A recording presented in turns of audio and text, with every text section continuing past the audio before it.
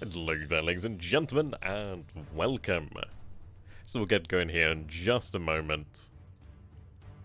Definitely feeling a lot more energetic today, which is very nice. But yeah, we'll get going here in just a moment. Shouldn't take us too particularly long, really. How are you doing there, Vulcan? Man, I love that emoji. Okay.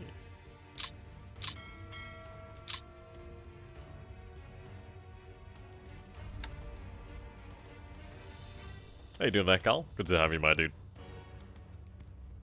There we go. Just let the game load up, and we'll be right into it then. Okay.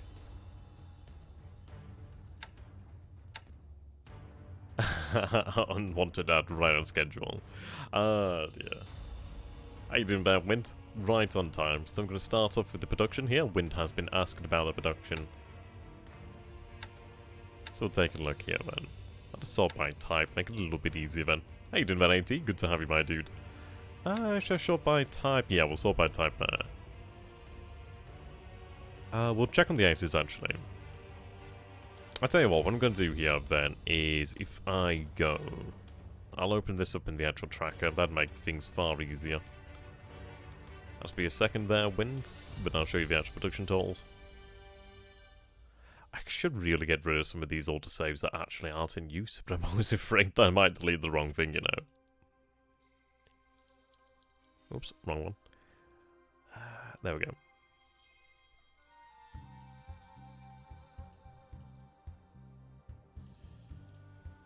Right, I think we are set to 3, not that one. Yep, 3, there we go. Very nice.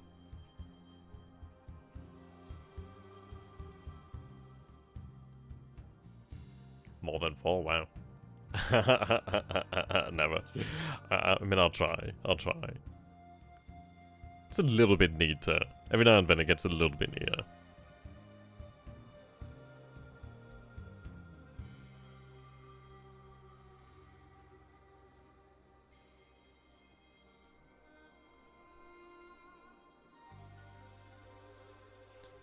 So we do have a few things that we need to be on with today.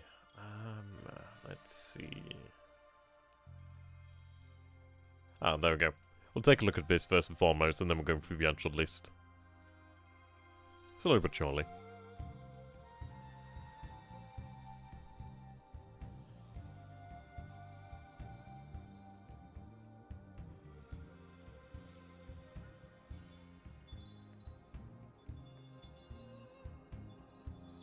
Whenever it's ready, that is. There we go. Okay. So we're on the latest turn here then. Right, I will go down to air production. Building. There we go. Sort by type. Yeah, there's a few other aircraft that we have halted the production of for the time being. I believe that would be the G4s that, yeah, the G4s aren't built at the moment. How you doing there, Brass Monkey? Good to have you on board, my dude.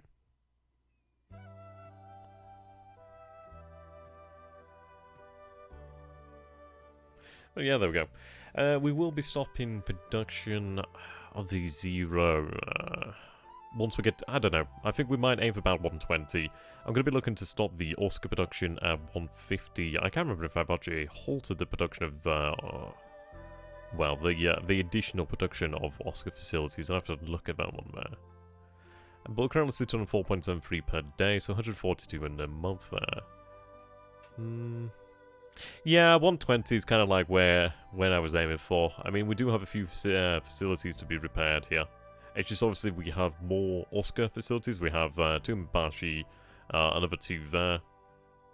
Yeah, I kind of went overboard on the Oscars.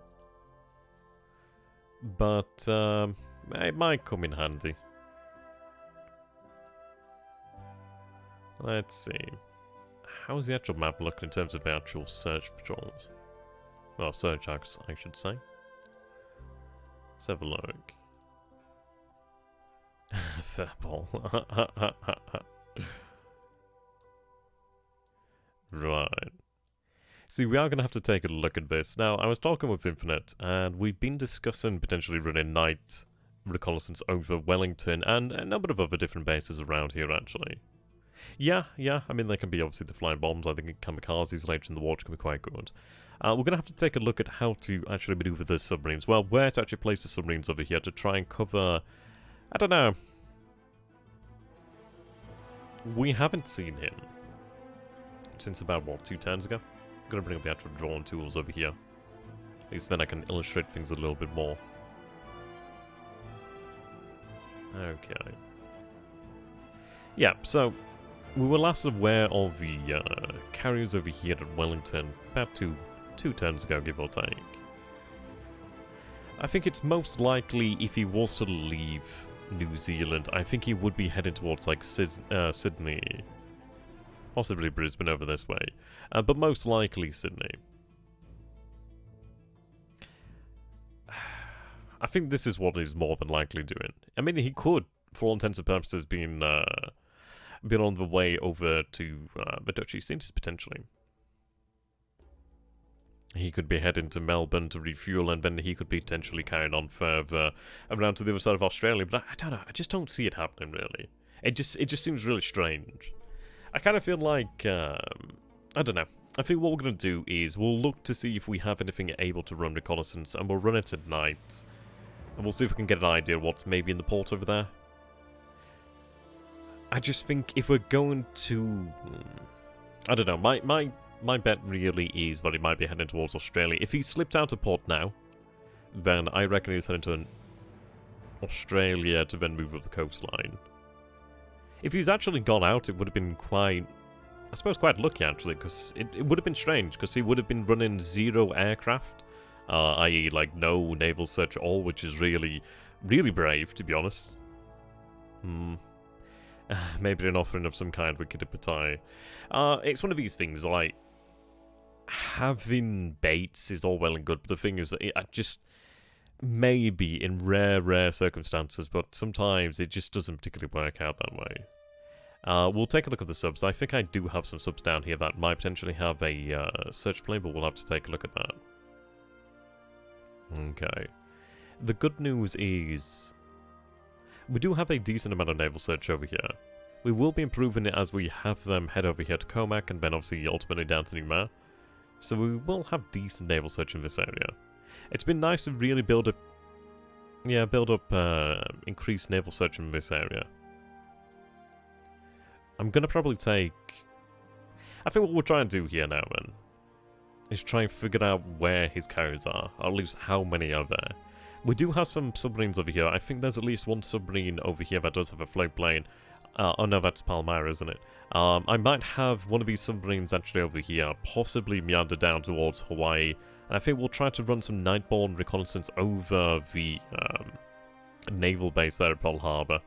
I think if we can figure out where his submarine, well, where his carriers are, then it really does give us that flexibility. Yeah, I think it's been going well enough in the south. I think we've had some decent advances. I mean, obviously New Caledonia secured. I'm going to be taking these islands around here in the short term. But at least with this secured, it does give us a nice strategic position there. I mean, Savai...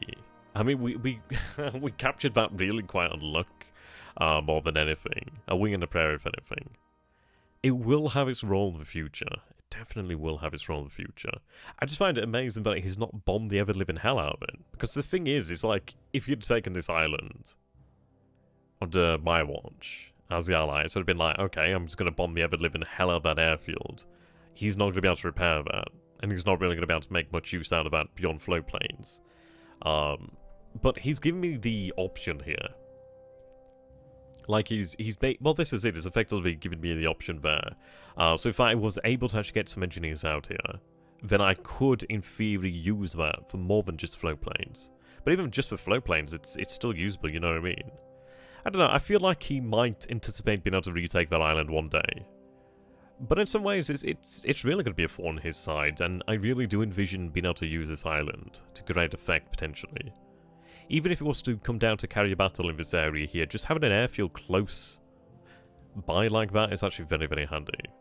Yeah, to be honest, as far as it goes for Fiji, depending on what happens and what we find, If we're able to actually put the carrier plan into action, then Fiji does become something of an option in the near future. Yeah, awesome scuba diving indeed. Oh dear. Yeah, I mean, this is it. Maybe he'd... Savai Island. Savai. So if I zoom in a little bit further... It's just strange. It's just something that he shouldn't have any hesitation about. We're going to go and bombard Port Hedland, by the way. We discussed that one last turn. But we're going to go ahead and do that one. It makes sense to do so. It's easy enough done now. Okay. So we know he has a... possibly a light cruiser over here by Wallace Island. But yeah. Savai, I just don't know why he's not doing anything with it, to be honest. He could even use that for just bombardment practice for his ship, so I don't know. He could do a lot of different things there. I think he's using it more so for... Well, I don't know, for reconnaissance experience, but it's like, okay. Sure. You kind of like leaving a fox in a hen house there. Okay. And I'd like to potentially expand the amount of H6K4s that we do have at Midway in the near future. We'll see about that. Oh, Carl, you just want to attack everything at first sight, don't you, my man? Okay, we'll bring the game up. So we'll start in the Pacific then, I reckon, to begin with. Now, we did have a report of a light cruiser here at Port Hedland. I find that one hard to believe, due to the fact that we did see the cruiser mine layer heading out this way. And we saw the AMCs over here, which we promptly sank last night. And then we saw something moving this way to Port Hedland, so I do think that is indeed the cruiser mine layer. So we can go quite easily for a bombardment. So if we take a look over here, then we do have fuel enough. We are spotted, but it's not too bad. So what we are going to do here, then, is... Well, it came up over here under the reports, under the actual replay. I'm sure as hell when it said CL. I'm sure that's what I saw there. I'm sure it said CL. I'm sure it was CL.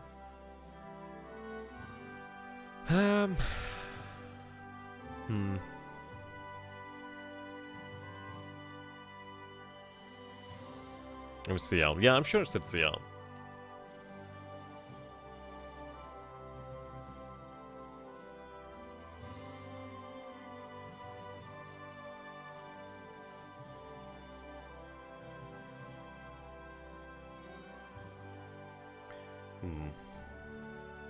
Could it be the Sumatra? I mean, the Sumatra was torpedoed twice, I mean... Would she head to Port Hedland, though?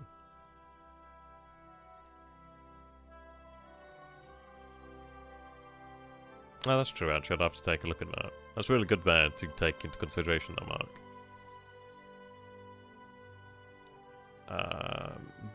By Midway, maybe I can check that one out. If it's in the operations, I'll take a look.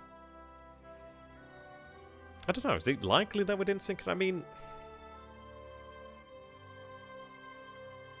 She must have come out of that really well then if she wasn't sunk.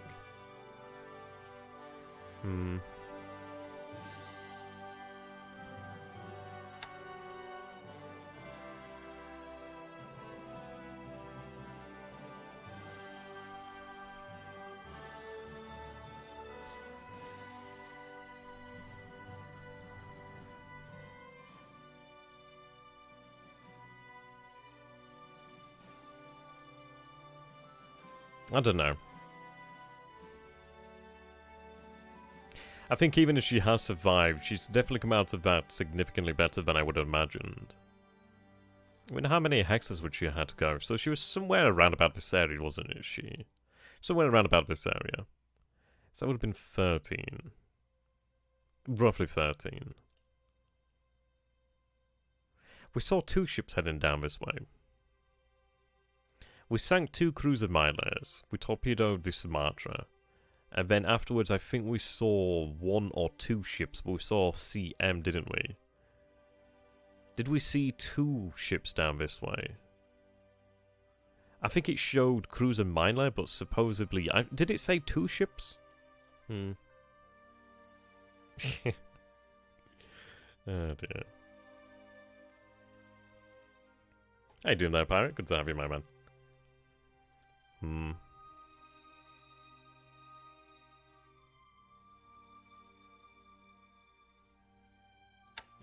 Yeah, that's a fair point there, Paul. That's a fair point.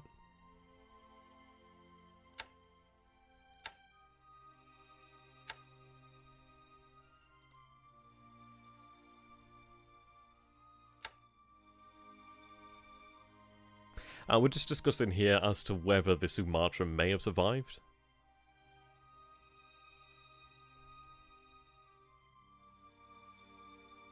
I'm just thinking now, do we go reconnaissance over Port Headland and bombard? How you doing there, Braveheart? It's going well enough. We've got some interesting things going on here, really. Driving home for Christmas.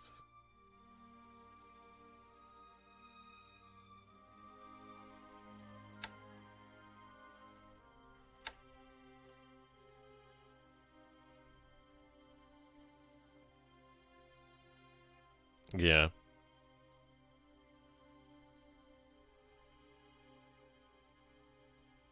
So, she doesn't really have that much in the way of options there. I don't know. It's one of those, if is it likely that she survived, it's hard to say there, really. Yeah, they do have really good damage control, you are right on that one. Yeah, I mean, we did see CL, didn't we, as a report? It could be, I suppose. It could be a misidentification of a cruiser miner. I think what we'll do then is we'll have the reconnaissance go ahead on the port. I think we might consider a bombardment. Retirement is allowed. We do have a fair amount of ammunition here.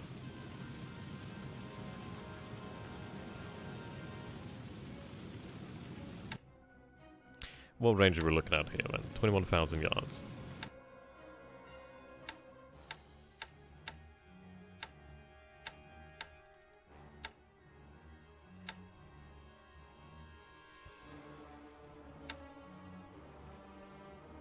Okay, so head for Port Headland, bombard there. So can I say a waypoint for Port Headland to bombard? Yeah, destination Port Headland. Then, I think we need to do then, head back to Kopang, of course.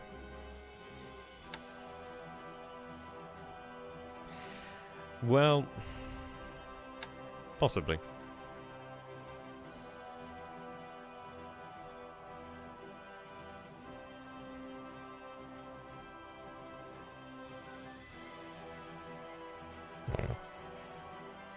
No, I've not reconnaissanced. I've not run any, well, reconnoitered Darwin. Not yet. The thing is, it's like we moved to Kopang really regardless of the position of Darwin. It really doesn't particularly matter at this moment in time. There's probably things in Darwin. We did see something moving up along here as well. It's kind of like a sideshow at the moment. But we do have a number of aircraft over here that we do need to move out. Infinite has been helping me to really figure out how we can resize these. He does a lion's share of the work though, because he is a trooper. So I think what we're going to do then is we'll go with the reconnaissance then. The issue is the fuel here though, that's a problem. I could have them refuel at sea, that's not much of an issue. What I'll do here then is, let's see.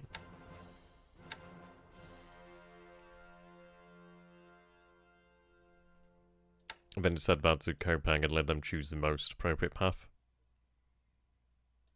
They are set a low threat threshold. I think that's wanting them to come back here, but that doesn't particularly matter. Once they do that. I'll tell you what, I don't even need to do that. I can have them set to bombard and retirement allowed. They'll do the same thing. Okay. So bombard Port Headland, where we did have the report. I mean, whether it is the cruiser mine layer. I mean, we did see the cruiser mine layer around here as well, so maybe that's there. I don't know. I think it's more likely that it's a cruiser mine layer, but I don't know. Maybe Sumatra survived somehow, but I don't know.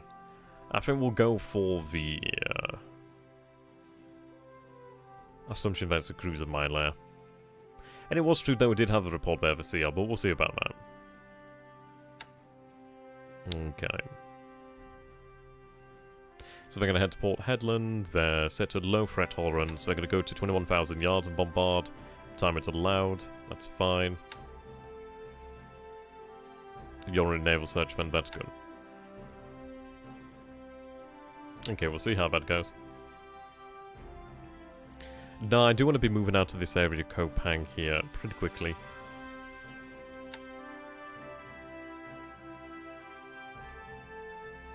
So we do have the MKB over here.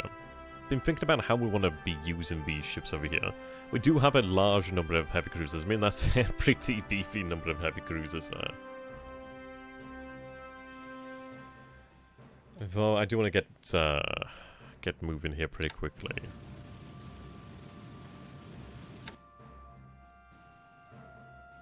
Yeah, bouncing the outback.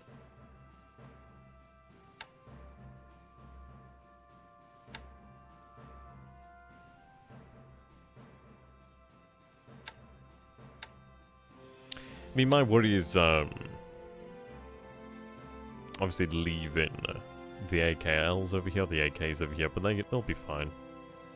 I'm going to need some transports to be able to move, well, to move out the B division over here, well, the 4th B detachment. And there's part of me that wonders, is it worthwhile potentially having the heavy cruisers, or, I mean, what else do we have here? We should have, I mean, we do have troop transports after all, don't we? So I do have the capability to move them. What are these? These are pretty good destroyers at that, actually. We've had the MKB refuel.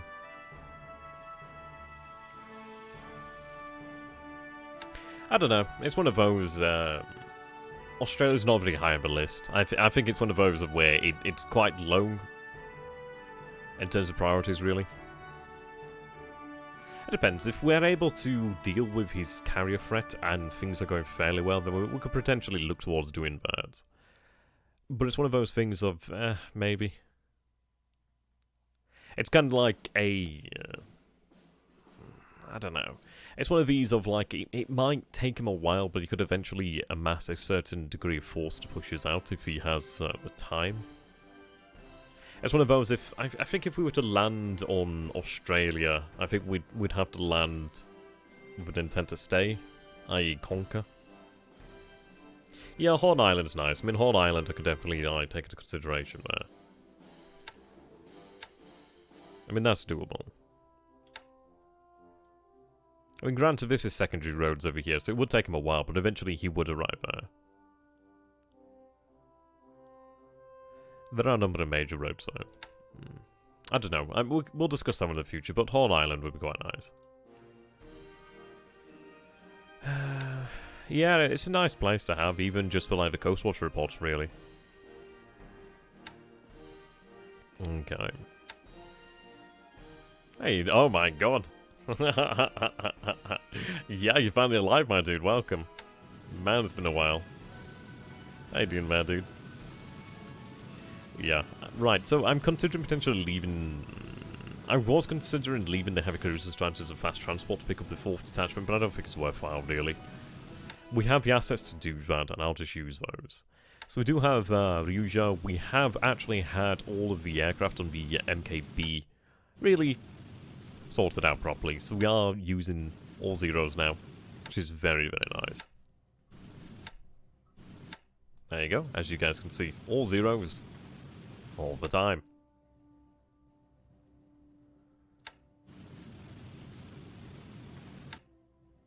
Now, there are some aircraft. Yep.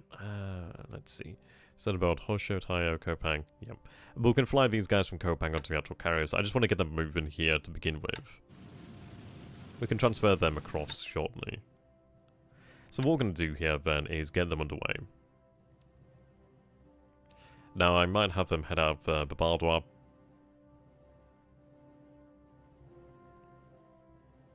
I don't know, it would...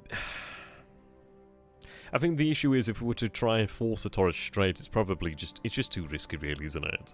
He's more than likely going to have some sort of naval search around this area, so it's probably just too risky. I mean, it would be potentially a nice idea just to... But then I think it'd be too risky. I think if there was any reason he would bring his carriers out of hiding, it would be for something like that, because then we'd have to get around. So no, it makes far, far more sense to actually head towards Babaldoir first, really. So we'll head up towards Babaldoir.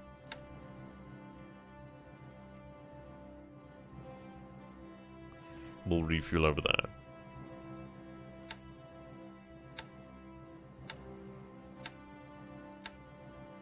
Okay, so we'll sort out our percentages over here then.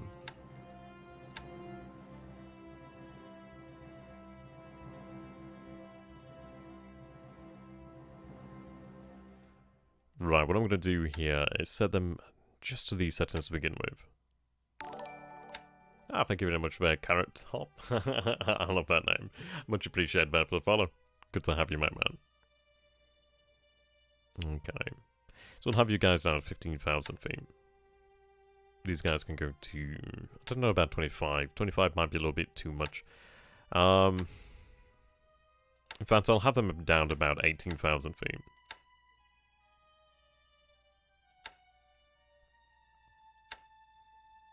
We do have plenty more zeros now, which is really quite nice. It does make a considerable distance. A considerable difference to have this many now.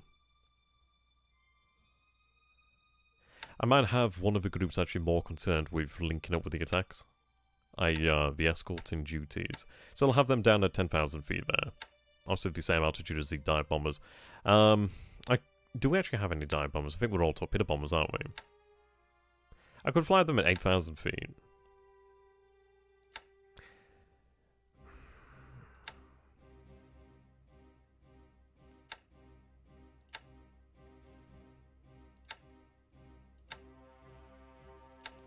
We'll try 8,000 feet then, just to make sure that they coordinate. But then again, I don't think we need to worry about that one too much.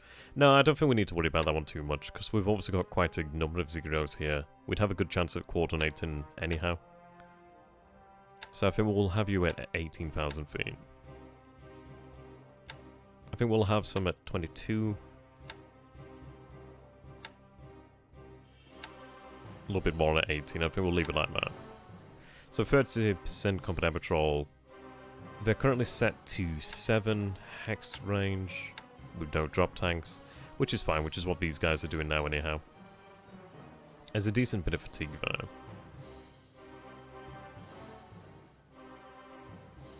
They should have fairly good commanders. I mean, I'll double check that anyhow. In a few seconds anyway. Okay.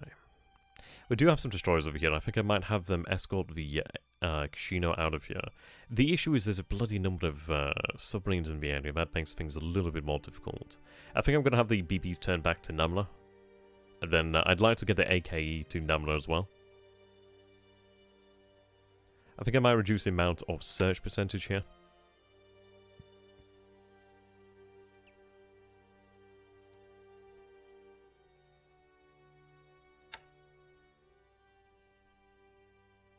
I mean, 20%.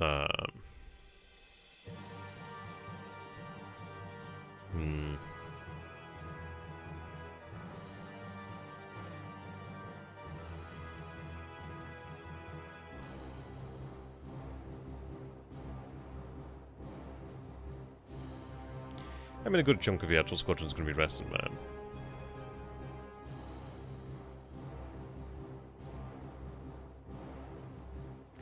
I think what we'll do then is, I'm going to lower that down to about 10% due to the fact we do have a few numbers here. I want them to recover that fatigue there, really. So we'll have that like that.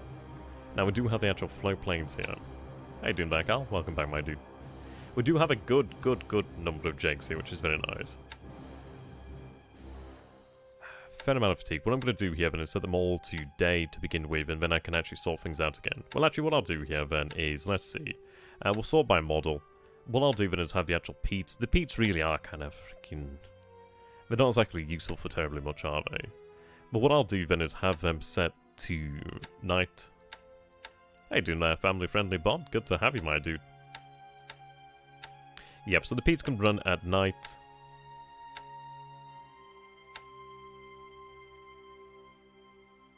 We'll look for aces shortly, don't you worry about it, Carl. Don't you worry your lovely little socks. Okay.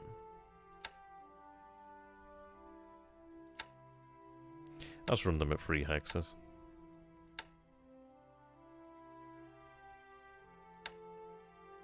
Ah, bugger, it was running at 4.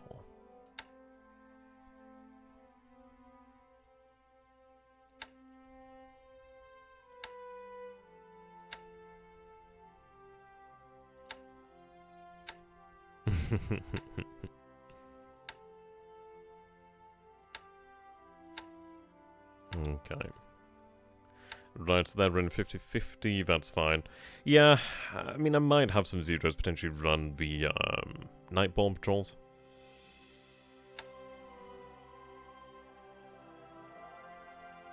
Zeros, did I say zeros? Jags, I meant.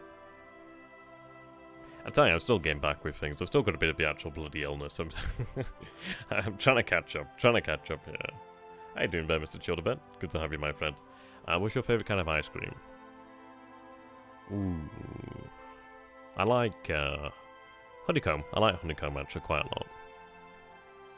That's quite nice.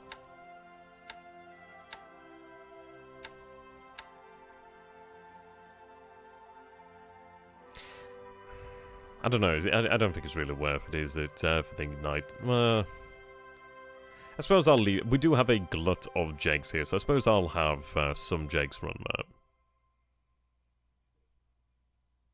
I suppose it's not too terrible, is it, really? The thing is, I think at night they're more likely to encounter operational losses. Now, Bugger will have them fly the day.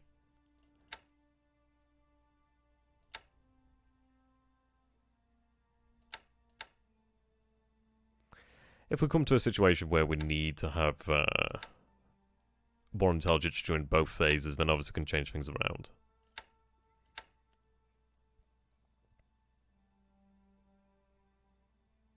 Okay, there we go. Ooh, homemade peach. Wow, that sounds amazing, actually. We've got them separated here just as we've been doing the resizing. We can consolidate them in the future, but it's an easy way just to get more aircraft into the field, really. But we can consolidate them if we need to. And I'll probably look towards consolidating in the near future, really. Okay, so they're going to head out there. So obviously we've got the float plane set up, which is quite good. Ideally, we do not get torpedoed on the way out. That would be nice. We should probably be okay. I'm hoping that would be okay. Right, so these guys are going to head to Namla. There we go. There, Renee SW. Okay. Yeah, Rufus would be cool.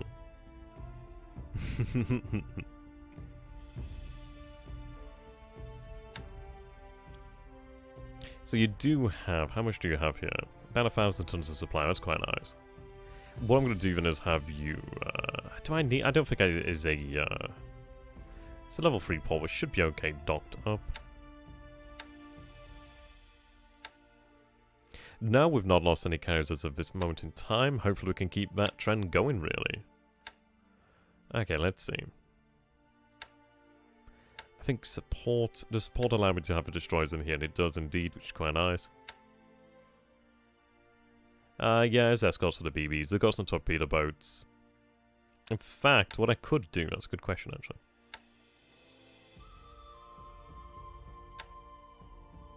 Right, so they're going to move in bad speed there.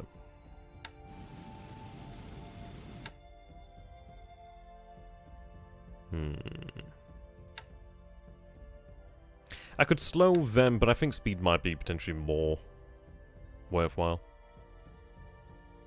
There are some patrol boats here. They're going to be following them.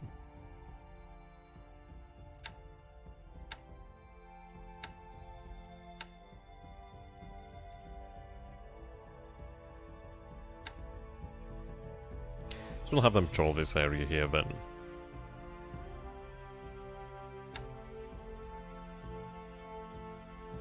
I think we'll have the BBs and the torpedo boats just move out there. Just use that speed, really, if they can. We do have a decent number of patrol boats over here as well, so what I can do then... Now, Namala is a size 1 port there.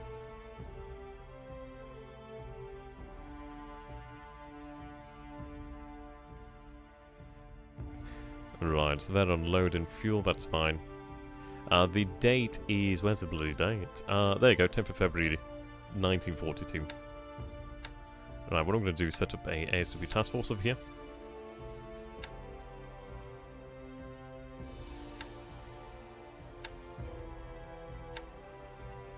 Set these guys patrol here. And there we go. Yep, home port is Namla. That's fine. We've not looked yet, Carl. Chill your horses. Oh dear.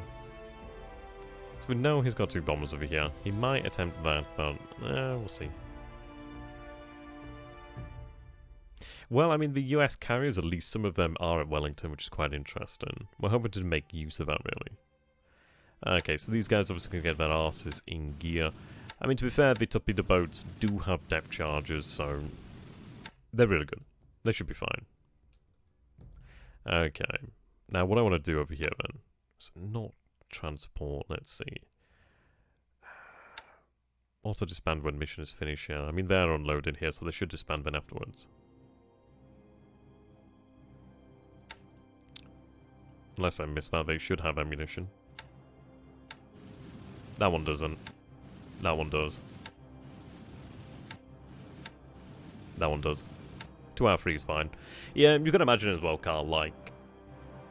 These subs... It's one of these things, it's like they'll attempt an attack anyway, regardless of the... Well, regardless of the fact if you have depth charges, like, as ammunition or not.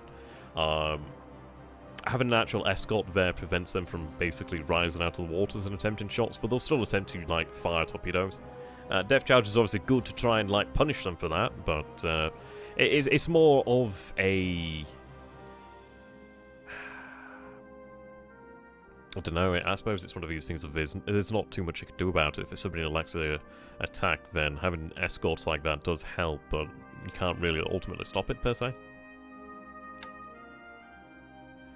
There we go. I know what I'm trying to say. I'm trying to say something. Yeah, deterrent. That's the word I was trying to say there. I mean, the actual escorts act as the deterrent, sorry. Right, so I'd like to get the actual oiler moved out of here as well. We do have the Yashikuni Maru here. It's more like an old lady from Katsuyu. Most of the time you manage to avoid them. Most of the time. I like that one. We do have a few other destroyers over here at Kopai, which is quite nice. Indeed, Kobayashi Maru. What a great name, isn't it? Now, we got Yasukuni Maru over here. I feel like Kobayashi Maru, isn't that the name of the, is it the name of the temple? It's the name of something, I know, it rings a bell. I'm trying to remember what it is at the moment. What is the including track? Fuck, I feel like I know this, like, I've heard the name, I just can't remember what it is now. Oh dear. Do we move the submarine tender out? It's not a bad place for it to be out, to be fair. I think we'll leave the submarine tender out. Oh, Star Trek. Oh, isn't it like the Kobayashi Maru maneuver or something like that? Yeah, no, that's it, isn't it? Yeah, that's it. Train simulation, yeah. Fuck. See, I'm not that much of a Trekkie, so I didn't know that one off by heart. I'd heard it somewhere. I'm like, where the hell have I heard it? Okay, so we'd have a few destroyer escorts there. Yeah, the unwinnable scenario. What is it? The only way to win it is not to play it or something. Now, hopefully the Kishino doesn't go down. That'd be nice. We're going to have the Kishino move out here towards Namla as well. Pray to God she doesn't go down. The reason for that is so I can actually rearm the BBs. The Kokuyo Maru... Oh, cheat, yeah, so that was a good one. Yeah, Kobayashi Dragon Maid. I tell you what, I think I was actually thinking the Kobayashi Dragon Maid more than anything. Oh, dear. Yeah, I'm going to look towards having some jegs run some reconnaissance over here. We picked up on something moving around here. But yeah, I'll probably have some jakes from reconnaissance there. Yeah, I mean, this is a very valuable oil as well, so I'd like to get it back towards Baldwab. So we'll have it move over this way, but I could probably use some of these escorts to move on further. So yeah, they can head out that way. They're running as a support task force, so they won't appear as a tanker on his view, I'd imagine. Okay.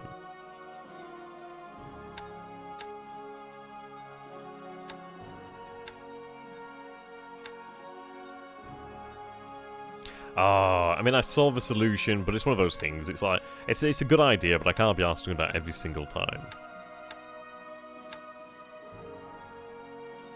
I'm lazy like that. Okay.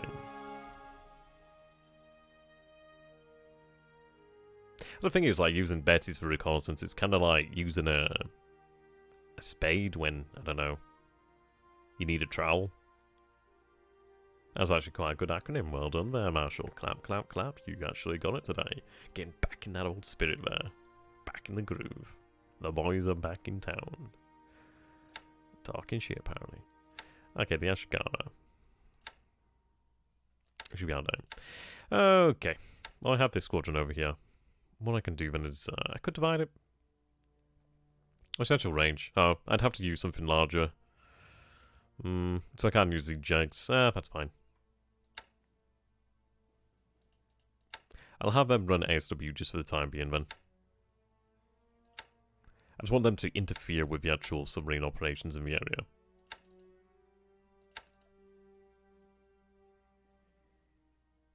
Yeah, that's what I mean, basically. What I'm trying to say here is, like, use the right tool. I mean, like, I suppose this is it, like, we could use a G4, but if a smaller aircraft would do, less complicated aircraft, I don't know. I'm like all kinds of like on.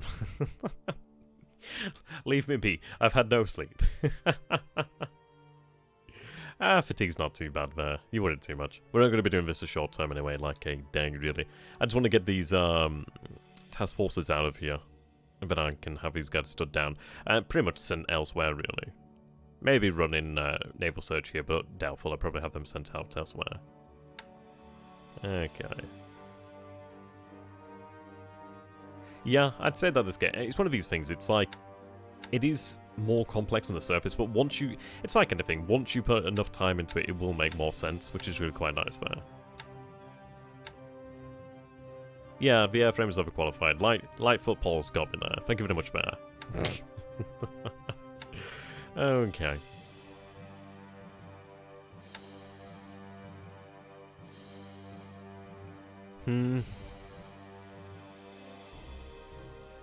See, I think what I'd rather do then, when we do take one of these islands over here, is I'll move some jakes over to one of these islands, or some other floodplain, but most likely jake to one of these islands, and then I'll run some naval search. I could use a G4, but I don't want to really alert him to that one. Well, he knows that we have G4s, but I just don't want to, like, tip the hat, or tip my hat too much.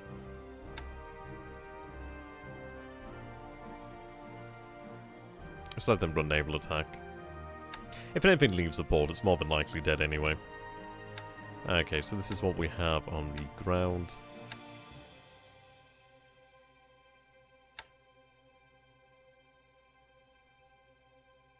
That's the armor.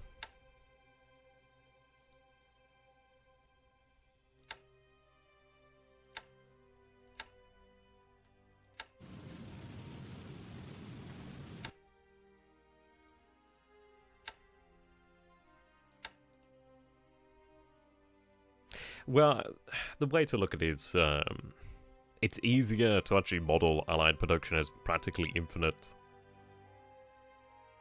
Due to it's just so overwhelming, you know? It's just absolutely overwhelming. You can imagine if the actual player had control of Allied production, just the sheer might of it, if they were able to concentrate it, it'd be pretty insane. Like, we can do some rather interesting things as Japan, but you can imagine what the Allied player could do if he had control of his actual industry. It would be pretty amazing. Okay. That's fine, so we can run this over here then. I do have some aircraft I'd like to transfer, but I'm going to give things just another day just to rest there at the actual airfield and then move on.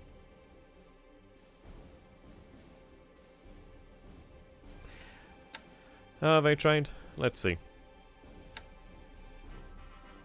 Carrier capable. The thing is, they don't need to be carrier trained. It is nice to have, but they don't have to be carrier trained. Yeah, wow. This is it, isn't it? Okay, so what do we have over here then? So we have the tankers that are docked, and they've actually finished over here. We are aware of a submarine over here. Do I have fuel in the actual port? Has it been sucked up? We do have a little bit of fuel here.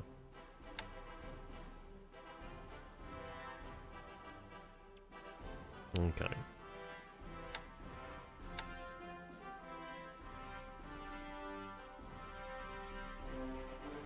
It's nice to have. It is nice to have. Okay. These guys are going to undock. And let's see. Cancel that. We're going to have them head back to Baldoir. Can I change their mission so they appear as something other than a tanker? That'd be nice. So we'll have it appear as a transport. So, low threat threshold. And auto disband once you do arrive. So we're going to have those tankers head back. I like these low value tankers. We can move fuel in quite nicely there.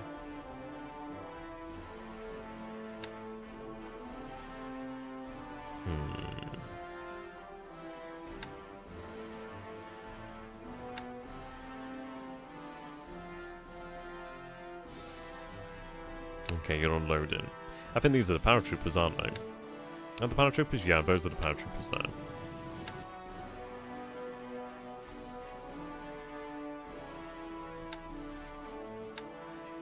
Okay. Disband when you're done.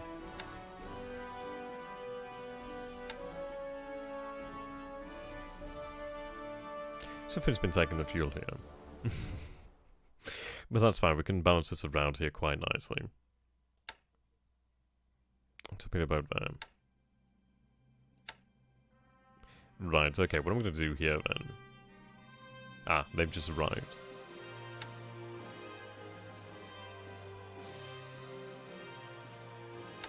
Which Naval Guard unit is over here then? So that's the 82nd. 82nd here as well.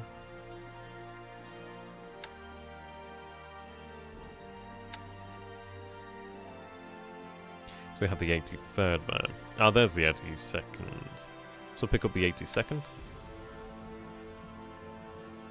Low troops only, thank you very much.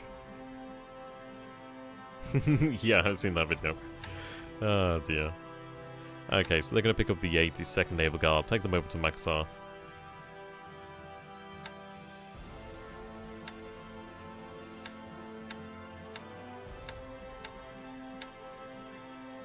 Right, you can disband. You can disband. Is there another patrol boat in port? No. There's a torpedo boat there, but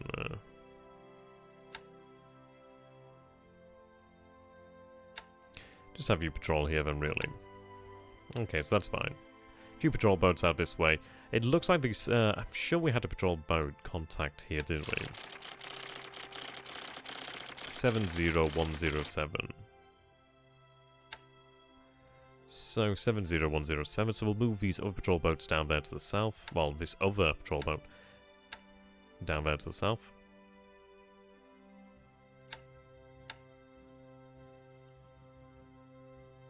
I'd love to bind the port at Kendari just to fucking punish him, but in time.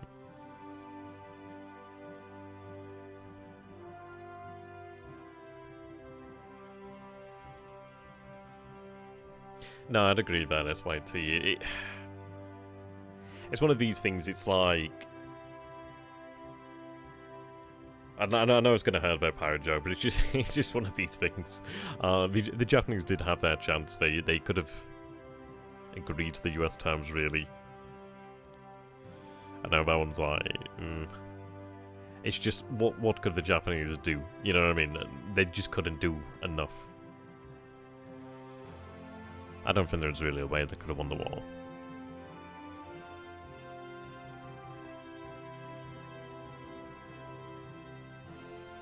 How do you doing, Grim? Good to have you, my friend. Yeah. Oh dear. But the thing is it's not really going to be the Navy that decides the outcome of the war per se, because the thing is, you saw what happened to the Japanese Navy in real life. We could lose the entire Navy, but we're still going to fight on. But obviously I will look after it, don't get me wrong. Okay, I tell you what we could do. What's the actual speed of this submarine tender, actually? Let's take a look over here about it now. So she makes 18 knots, that's superb. What I'm going to do then is actually grab that torpedo boat. That'd be quite nice. Yeah, Chidori.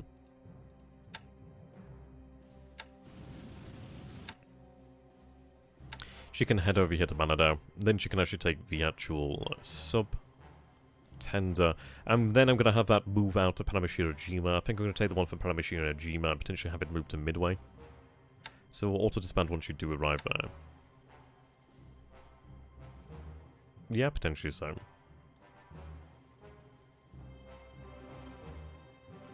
Okay.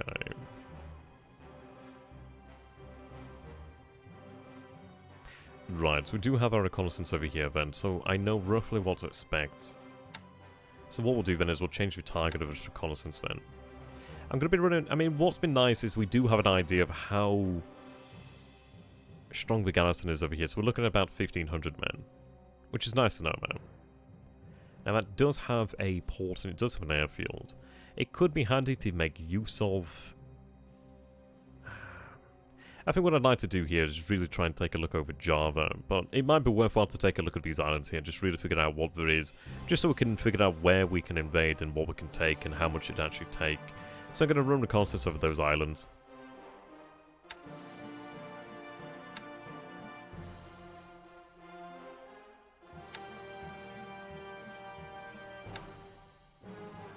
Okay.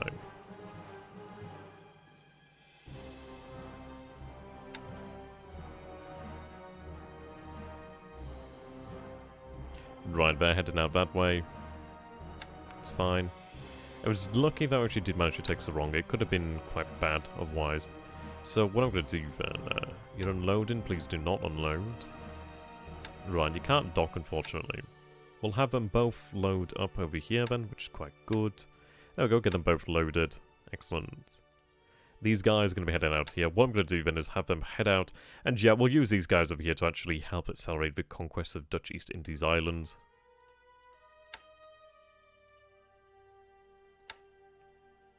There we go. And it gives us a few forces as well to make use of if we need to. They can base a Babaldawab. Sorry, yeah, Namana.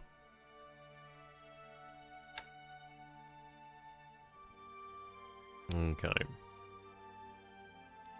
Right, so they're still unloading over here, so it's 1,300 tons of supply there. At Buna, we have 3,683.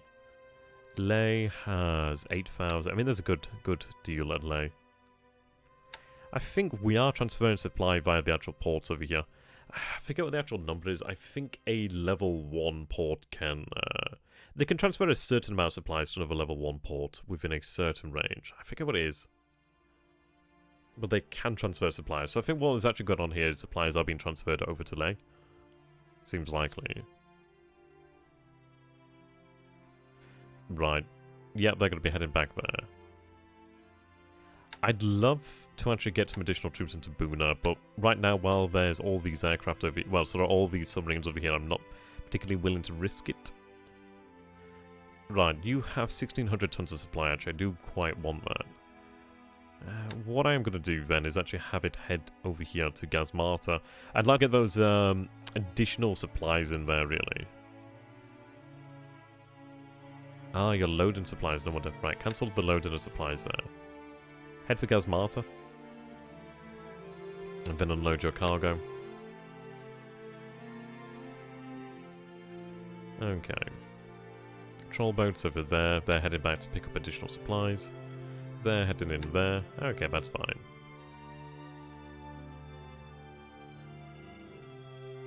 The good news is we're not going to have a midway type situation. So that's quite good. So what we're going to do then is get this sorted. So we do have this submarine still heading down here.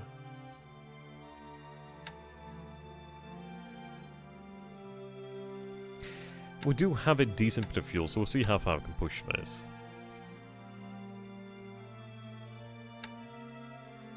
We'll have you on a path if you actually head into path. There we go, but I'll have you head about there.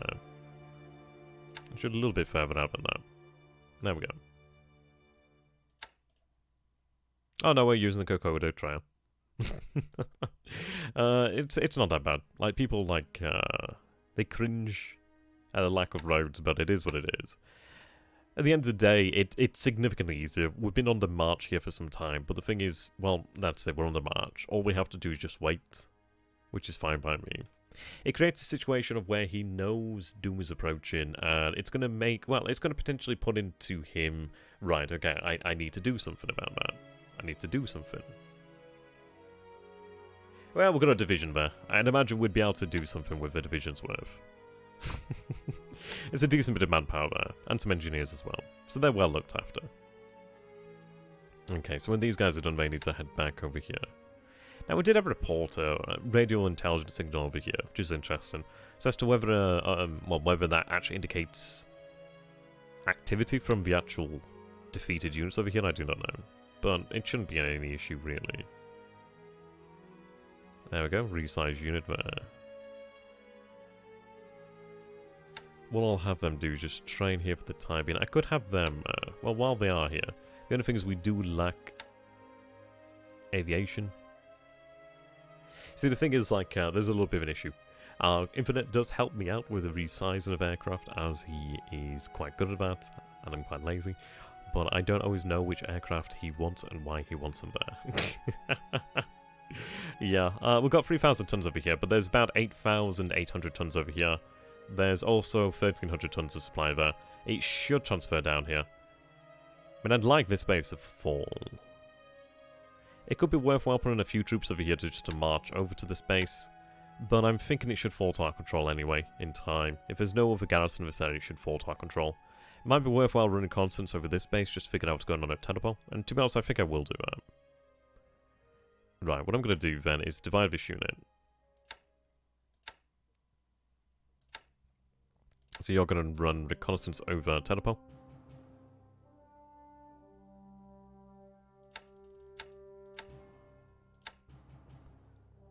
Naval search. Naval search, okay.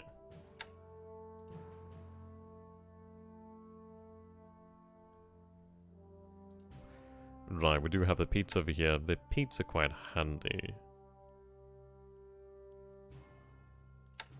There's not too many submarines in this area per se. To be honest, it would be quite useful just to have them train while they are here. So we'll have them train naval search.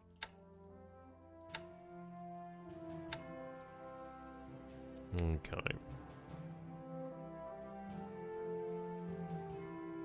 You're heading in there to Talagi. Yeah, the fuel isn't here any longer.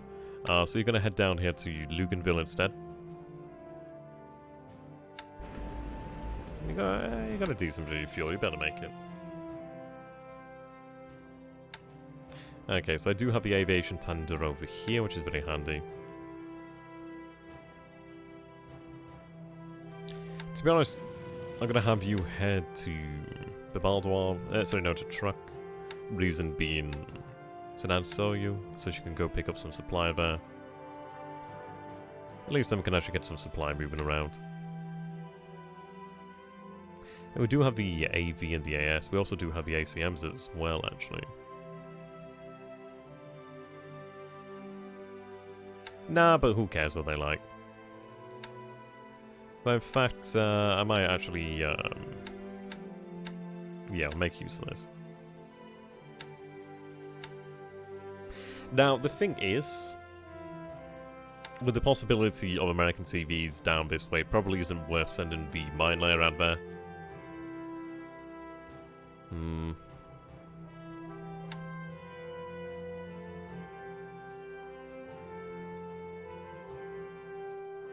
So I'm going to have them return to Truck for the time being. Though, in fact, I could have them... I'll have them return to Rabal for the time being, actually. I can have them move back down there. Rabal leaves us in a position where we could have them move to truck if needs be. Yeah, exactly. Right, our troops are gathering at Comac, which is quite nice. There we go, at long last. Kidapata is in truck. I think we're going to leave it another day. I need to get the Oilers out in front, really, before we can deploy Kidapata. But this is going to be great. So these guys are headed into Comac, which is going to be fantastic. So we'll actually have engineers on the island of New Caledonia, which is going to be fantastic. So that means we'll be able to start running H6K4s from Comac. And if we take a look over here then, so if we take a look at the distance from Luganville to Norfolk, that's 20 hexes, which is the limit of the H6K4 range. From Comac to Norfolk is 14 hexes, so we could do well there. Yeah, I'd like to grab these. I would like to grab these. I think I do have the cruiser mine layer over here. Sorry, no, Troy mine layer. There we go, yep. Okay, there we go. So, fast transport. Load troops. I'll load some elements of the 52nd. What do we actually have? Right, it's all SNLF, that's great. So we'll load the 52nd over here, then we'll use them to take the islands. So, go take that. It's a bit pencil pusher. A really bad one. Okay. Right, the oiler is here. It's good news.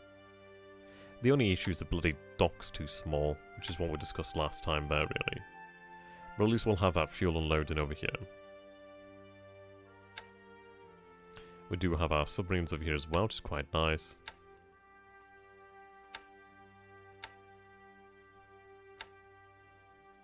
Okay. I'm going to look to send a few more submarines out here.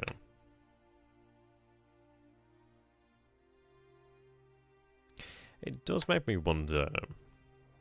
I think I will have a submarine positioned over here just in case he does actually send something up the coast. I'd like to be somewhat aware if he does send the American carriers up that way. Though saying that, it's a difficult choice there, really. But we'll have a position like that. And I'm going to work out the proper positioning when we actually get over to that. When at least, when it moves over there, I should say. I'd like the other ones to be refueled here shortly as well. So yeah, you're going to head over here. You're undetected, which is good. Right, awesome. That's nice. Additional submarines moving down into the area as well, which is good news. So, we do have the 52nd gone to strategic to obviously be transported.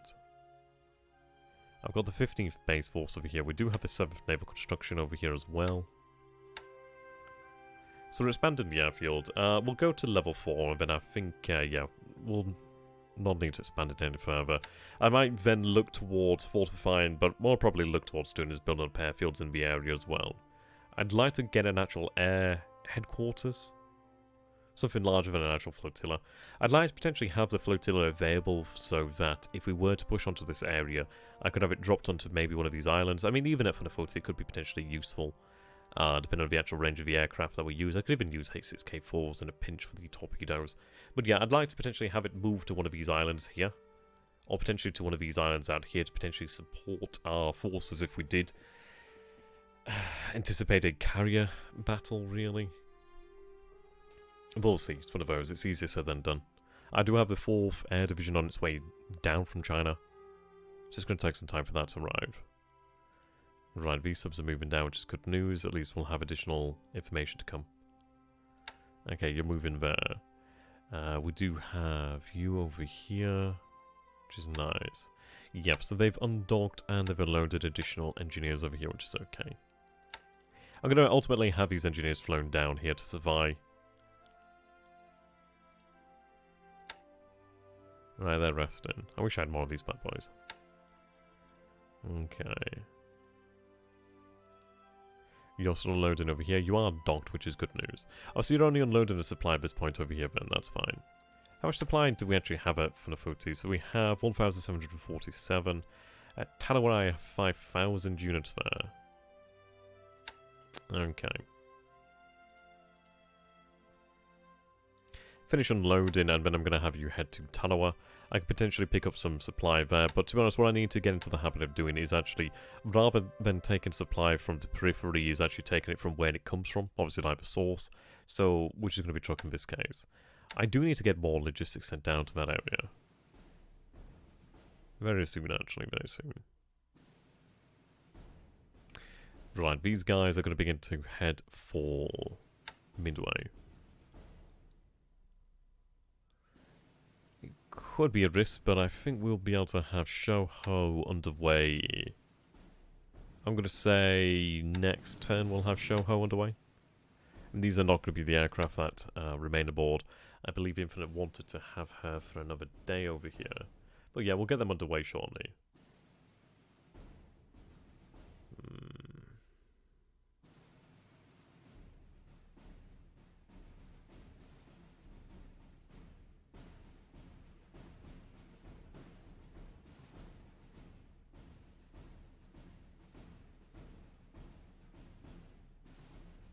Okay.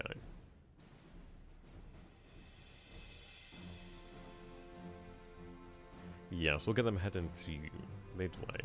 I'm going to take the actual submarine tender from Paramashiro-jima. True, it would be nice to keep it there, but I think it'd be more useful at Midway.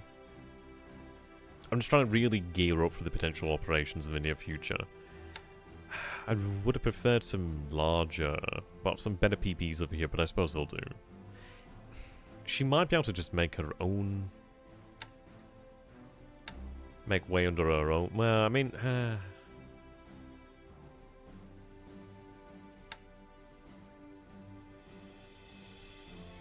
she'd probably be safer heading out under her own steam there, really.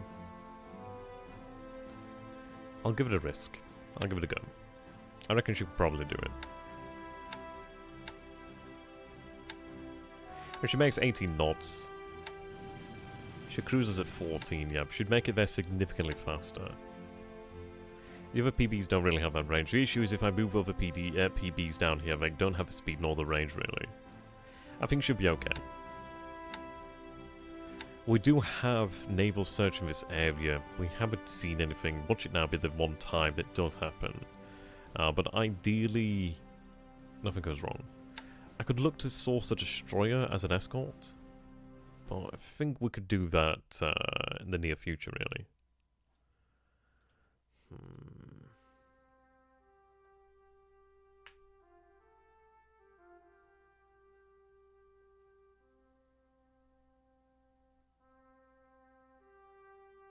Yeah, so we'll have Shoho leave Japan next turn. But yeah, we'll have her make her way out. Let's see, what do I have in terms of actual supplies heading down to truck? That's the question.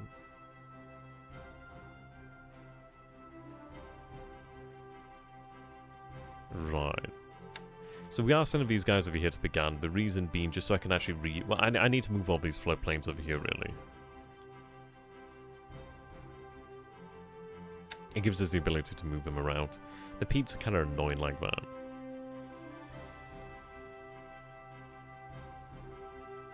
Okay.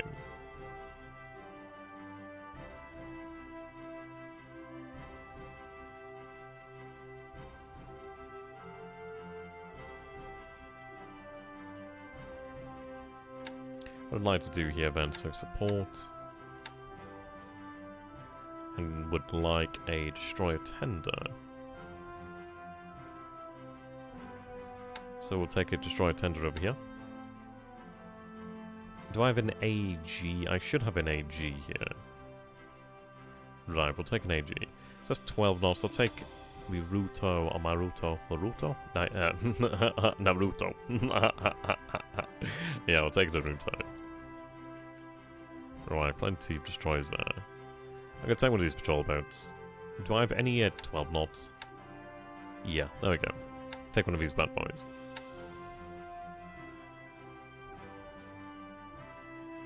Okay, so they're going to head down here to the ball. That'll give us the ability to actually rearm the destroyers over there, which should be quite nice. Get them moving down. Okay. So if I take a look over here then, so task forces, what I need to see then is transport. Location.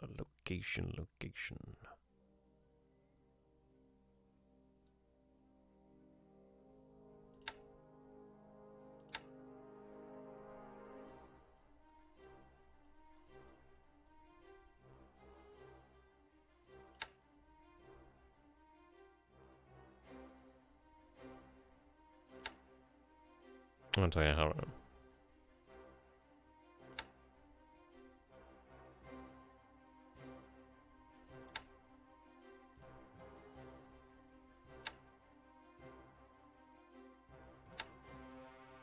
In regards to the raid, well, ultimately what I'd like to do is actually pick off anything in these waters, really. It's likely that it probably has something of value, really. It's more so... It's very opportunistic, really. It's one of these things of, if his carriers are in the south, then he's not able to actually do a goddamn thing about it. Now, the thing is with these actual transports over here, and let's say they make 12 to 14 knots or something of that nature, they're going to be likely moving, like, I don't know, about 3 or 4 hexes at most or something per turn. Something of that sort of magnitude there, really. So it's very likely that even if he's forewarned, they may not have the actual speed to escape, so we'll be able to, like, really sweep up a decent number. But yeah, you can imagine if we find any oilers, any tankers, any... especially troop transports, sorry, Reed. Getting tongue-tied there. Yeah, if we could actually find any troop transports, that'd be fantastic. But just anything in the area, really. It's one of those of where if he doesn't actually have any carriers to really present a real threat, then it makes absolute sense. I mean, what the actual general plan here at the moment is we're going to have... I mean, this is obviously something that's fairly well known. But we're going to have the actual 4 CVs. I'm going to have the Oilers. Originally, I was going to have them head for Roinemer, but what I can do is actually make use of the fuel then at Roinemer for other purposes. But I'm going to have the Oilers move out towards Canton Island. And then from Canton Island, we're going to be really looking towards trying to make it out into this area over here, really. Ideally without detection, and then just... pretty much head directly towards San Diego. We're going to be looking towards getting into the actual shipping lanes over this way, as you can imagine. But yeah, so we'd move up that way. Obviously, we'd not get that close to the coast there. But what we'd do then is look towards moving around, link up with Shoho. Shoho is going to be heading towards like this sort of area over here, the Northern Pacific, along with some oilers. Basically, she's going to be the refueling point over there. So that'd be Shoho, so then they'd link up. And then what I'd do is have the Kitapatai head back down over here then. Yeah, I mean, this is it. So then it's one of these things of, well, okay, so he sees that we're raiding there, but he's all the way at the bottom of the fucking map. He can either try to move out this way, but I think it's more than likely that he's going to be moving into this area here. Well, this is it. There is a potential chance that we are spotted, but the thing is, we have a good few days on him nonetheless, really. The further we can make it without being spotted, the better. I mean, it's likely... I mean, we could probably move to Canton Island without being spotted. I think Canton Island is probably the limit at which we can manage without being spotted. Most likely. Do any of these guys have a float plane? Yes, you do have a float plane. Now, what I'm going to be doing here, then, is I'm going to be running night-borne reconnaissance around different areas. Maya is in Nagasaki, I think, actually, at the moment. Yeah, I'm pretty sure she's in Nagasaki. Right, reconnaissance at night. Now, Palmyra is about 7 hexes away, but what I'm going to be doing here, then, is moving towards Palmyra. I'm going to be looking towards running reconnaissance over Palmyra. What I'm going to be looking for here, mainly, is... I'm going to try to run, potentially, reconnaissance over some of these islands. The reasoning being, I want to try to figure out if there's any aircraft on these islands. So we'll have the submarines move out this way. Yep. So I'm going to try and get a reconnaissance sweep over Palmyra. Can I do that in the night? I should be able to manage that in the night. Ideally. If not today, then tomorrow. But yeah, I mean, the possibility is that maybe he's running reconnaissance over one of these islands over here or something of that nature. We'll see. If he's not running aircraft out of Palmyra, then we have a feasibly good chance of getting past there. I mean, this is it, really. Well, the thing is, if we head north, it's going to take a long time. We could do it, but it'd take a long time. And the shipping's over here, primarily. The thing is, if we're detected over here in the north, which could happen as well, then he's got a lot more time to really respond there. We could move to Canton Island with reasonably good chances of not being detected. You've got to imagine, you take a look at these submarines over here. These submarines do not have a detection level over them at the moment as well. There's no detection level over here as well. So if he was operating aircraft, let's say from Jarvis Island, for example, which he could potentially do, look at 17 hexes of range there. If we take a look at aircraft, allied aircraft, so endurance, PBY 4 Catalina. Catalina has an extended range of 19 hexes. So Palmyra to Canton Island is 22 hexes, but Jarvis to Palmyra's, to Canton 17 hexes. Christmas Island to Canton's too far. But yeah, he could use this. It is a dot base, but he could make use of it. So that's kind of what I'm thinking here. We haven't seen the detection level over submarines in this area for some time now. I don't think we've really ever seen much in the way of aircraft activity over here. So I think it's feasible that we might be able to slip through here. I mean, ideally, if we manage that, that'd be fantastic. Because the thing is, once we got over to these waters over here, then we're kind of like home free. But that's what we're going to go for. It's one of those plans, isn't it? It's like somewhat ambitious, but hey, it's worthwhile.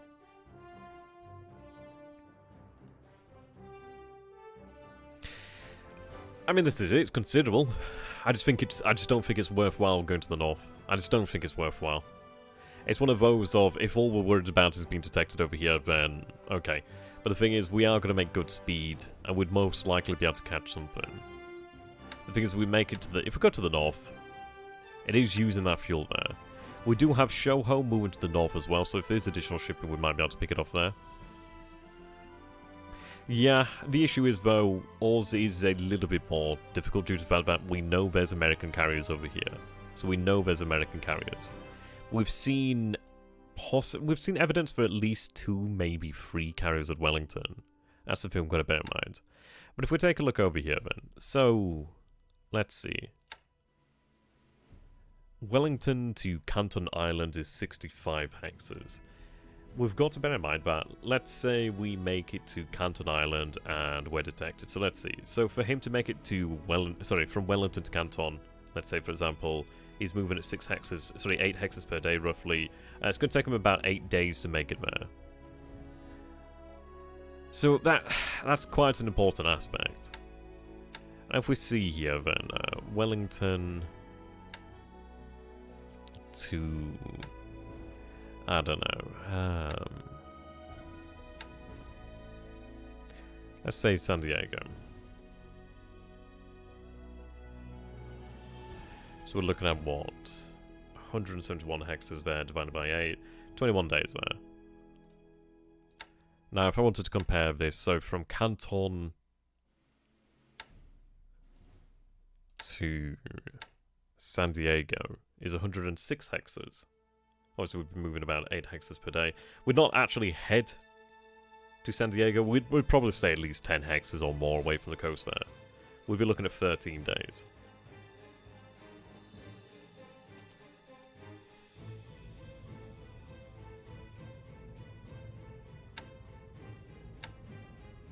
Not too much. Not too much there, 80. I mean, the ships from the US need to go near Christmas Island to get to New Zealand and Oars. I mean, this is it. It is potentially likely that we do get picked up. But I'd rather take the risk. I'd rather take that risk there. Well, what we're doing here then is the oilers from truck that are going to be heading out this turn, in fact. Right. These guys... I don't know if I need that much of an escort with them. It might be too much. I mean, I like the idea of having the actual Kinu there just to give us the actual naval search capabilities. I might drop the second destroyer, to be honest. The reason being she doesn't have as much in the way of endurance. So I think I will drop her. We're trying to work out the relative distances, really, you know, like for the US and carriers to get to that same sort of area, like just trying to work out the sort of head start we'd have on it, really. So I'll have them set towards Canton Island. Atakazi.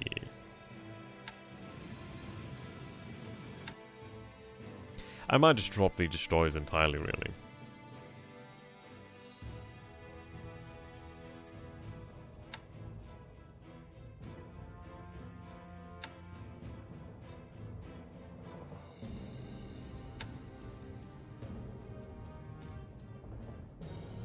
I mean, speed's more of our actual defense there.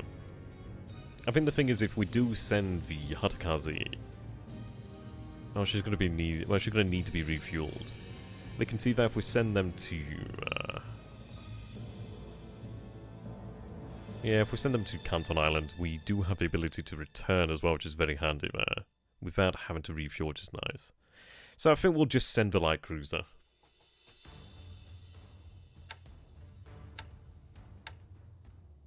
Speed's going to be a good defense for us actually here as well, so that's fine. Right, so 50-50 naval search. We do have a reserve there as well, it's nice. So yeah, they're going to head to Canton Island. There we go. The thing is, we can't consider a second Pearl Harbor strike. It likely has a number of aircraft there. It's more like just going into the, towards the tree and kicking the Hornet's nest again, you know what I mean? But this is it. This is it. Yeah, I think we've got a ship called Kamikaze somewhere. She might have actually gone down, to be honest. I think it was a destroyer. I think she might have gone down, actually. But yeah. It is a risk. There is a good chance that we do get potentially detected here, but... it is what it is there, really.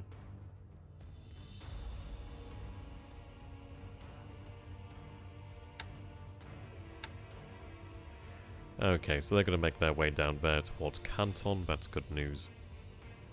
There we go. The good news is, at least at Canton, we also do have H6K4s over here.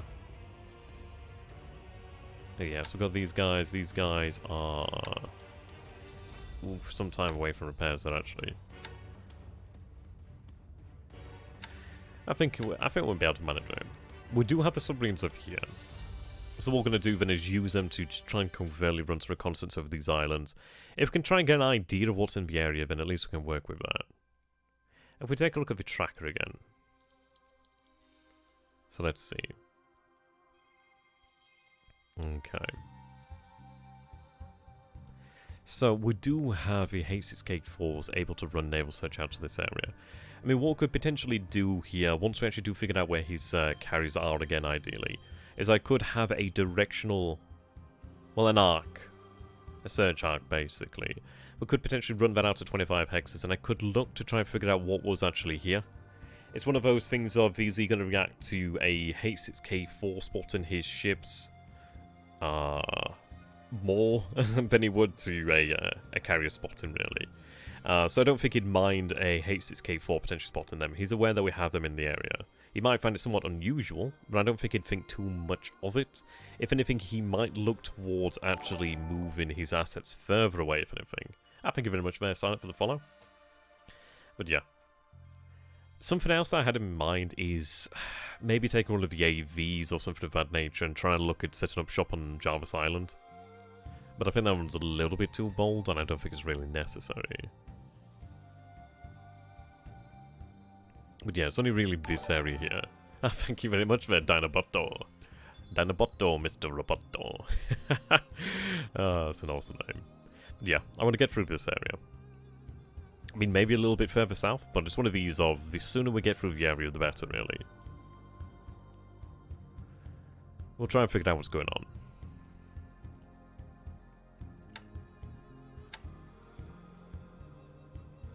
Now, what I'm going to do then, as I discussed earlier, is have these submarines move down. So, I-5, I-16, and I-8 over here. Okay. I'm going to have them separated out shortly. But what I'm going to do then is have them move down this way. I might have the other two actually move out. Probably better to do that, at least then we do have a little bit more reconnaissance. Right, I-8's the one I need going down south, actually. I might risk having her run reconnaissance over Pearl Harbor at night. The reason being, I think it would be worthwhile potentially trying to get that spot there. We do have one in reserve, which is very nice there.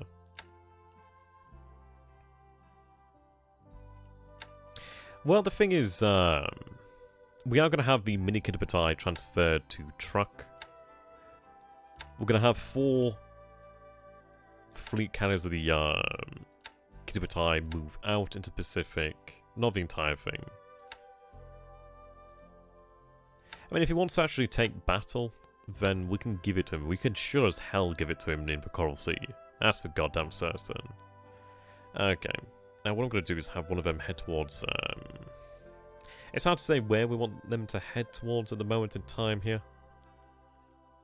I don't know. I suppose if he's got his carriers down south, he might be planning a counterattack in the near future, really. So if we can do something like this and catch him off guard, that would be fantastic, actually. So I'm going to have these submarines spread out. I'm going to have one of them head towards, what was that, San Francisco. We'll have another one head down here towards San Diego, perhaps. Or I might even have one of them head further north. I think we need to figure out generally where we want to have them. Probably somewhere in this northern area. I just need to figure out where first and foremost. But yeah, we'll have the submarine spread out that way. Yeah, pretty much. When we had the report at Wellington, we saw a CV, CVL, CVL, and CL reported. Obviously, the actual Jake that did the spotting was shot down.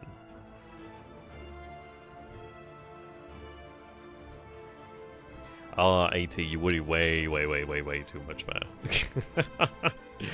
How many submarines is he going to have over here? Possibly some, but I don't imagine that many. You can imagine that the Kiddipatai is going to be able to outrun them pretty easily. It depends, really. I mean, a few submarines aren't too dangerous, really. They're more than likely going to be American submarines, probably as the majority out there. But yeah, we'll have naval search, we'll have plenty of ASW, I think we should be fine. I think if all we have to worry about are submarines, then we're doing quite well. It's one of these things, something like this would not have been feasible all too long ago. But as of the last, 2 days, where we've had this information about CVs here, and the fundamental situation is, even if there's 1 or 2 CVs here, if he... I mean, I don't know. I'd be a little bit hesitant, but I think we could win a 4 versus 2 carrier battle. I think that could be done, because then, even if he does have still the 2 carriers down here, it does put him in a situation where he's kind of like screwed, he's kind of trapped down there, and if we wanted to give him battle, we sure as hell could do. Yeah, well, this is it. The torpedo bombers are pretty awful. I mean, the thing is, it's like, if we can overpower him, i.e. destroy his actual strike capabilities, he really doesn't have much in the way of options then. Well, as we still have... I mean, this is it. The Zeros are fantastic. I think the earlier we have the opportunity to take a carrier battle, the better, really. Well, that's it. Well, that's the entire thinking here, really, as well, then, AT. So what we're looking at doing, then, is the mini Kiddipatai. So let's see. So we'd have Ryujo. Yeah, so Ryujo, Zuiho, Hosho, and Taiyo. I'm going to leave the 2 BBs over. Actually, going to have all the BBs head over here to Namna. But yeah, we'd have the 4 carriers of the mini Kiddipatai. They're going to head over here to truck ultimately. So what we'd be doing then is we'd have, let's see. So Hiro, Soru, Shokaku, and Zuikaku would be the carriers to head out of truck. And then we'd have Zuiho, Hosho, Taiho?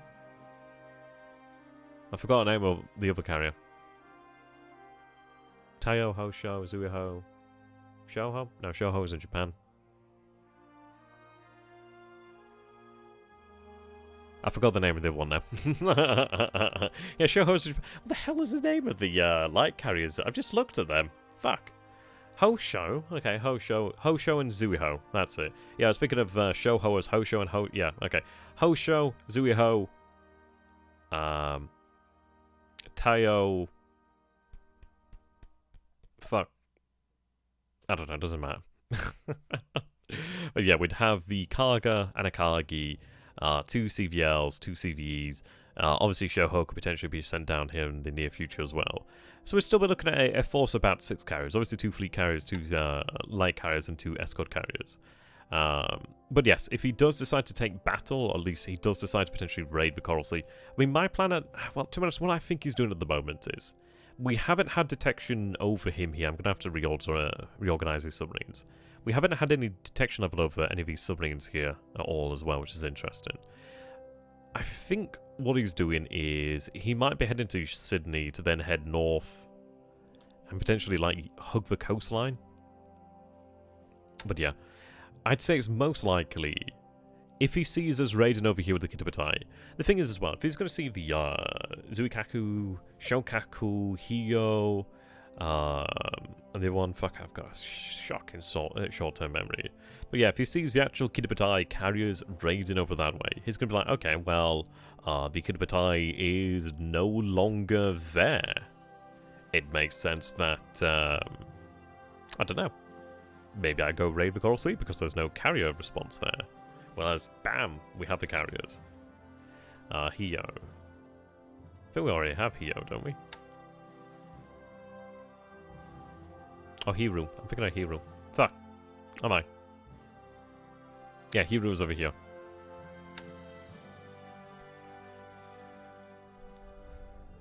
Okay, let's see.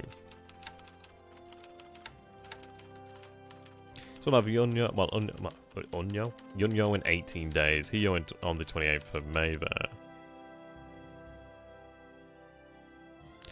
I'm gonna stop accelerating the construction of that. We are a few points shy, so I'm just gonna have them go back to normal for the time being.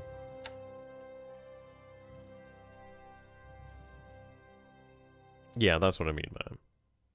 And that's kind of what I'm counting on there, really. Is that he actually sees, like, I don't know, Zuikaku 1 or Shokaku 2. The thing is, he might not see all of them because we don't always have to use all our carriers.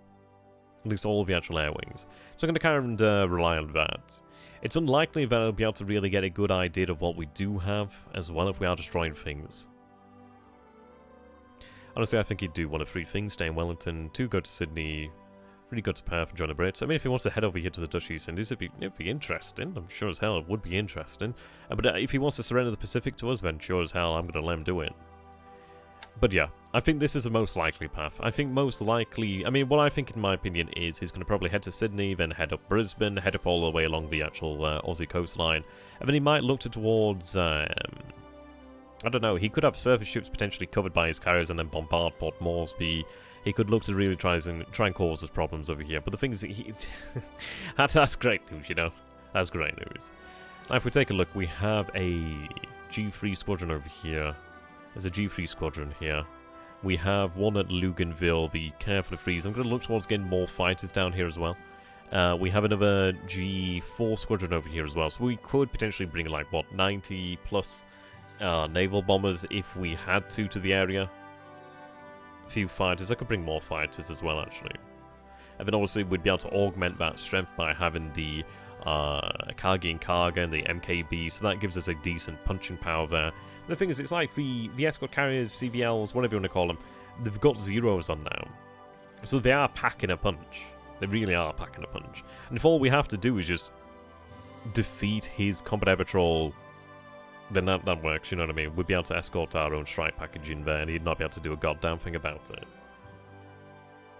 Yeah, that's the idea there. To raid convoys, I would only involve 2. The thing is, though, we're kind of doubtful of how much he has, but I think 4 carriers gives us a good strength there. I think using the 4 fastest fleet carriers, I think is, yeah, I think we'll go with 4. We could go with less, but the thing is, it's like we do not know exactly what he has out here. He could have another carrier over here or 2 carriers, it's hard to say. So I think we'll go with 4. That, and he may look to just swamp us with surface ships, and yeah, I'd like to have a decent striking force there for that. Yeah. So we'll go with 4. We don't lose a tremendous amount by doing that. I mean, sure, we lose a little bit over here, but we are able to make up for that by use of land-based aircraft, which is really what the plan kind of revolves around. It's kind of like a multi-tier plan, really. A few aspects to it. But we'll go with that. Well, that's not a bad idea. Yeah, I mean, what I've been looking towards doing as well, and it really does depend on when we are detected. Sorry, I misunderstood what you meant there. But yeah, if we're undetected, then I'd look to potentially split the carriers to a degree, really try and cover a wider area, keeping guessing, and ultimately just cover a wider area and destroy a larger amount of shipping, really be quite nice. But even having 2 that were sort of stood down, per se, and kept as a sort of reserve is not a bad idea. But yeah, something to bear in mind there, really. Well, that's it, isn't it, really? I'd love him to try and swamp us with surface ships. I mean, this is it. If we could destroy...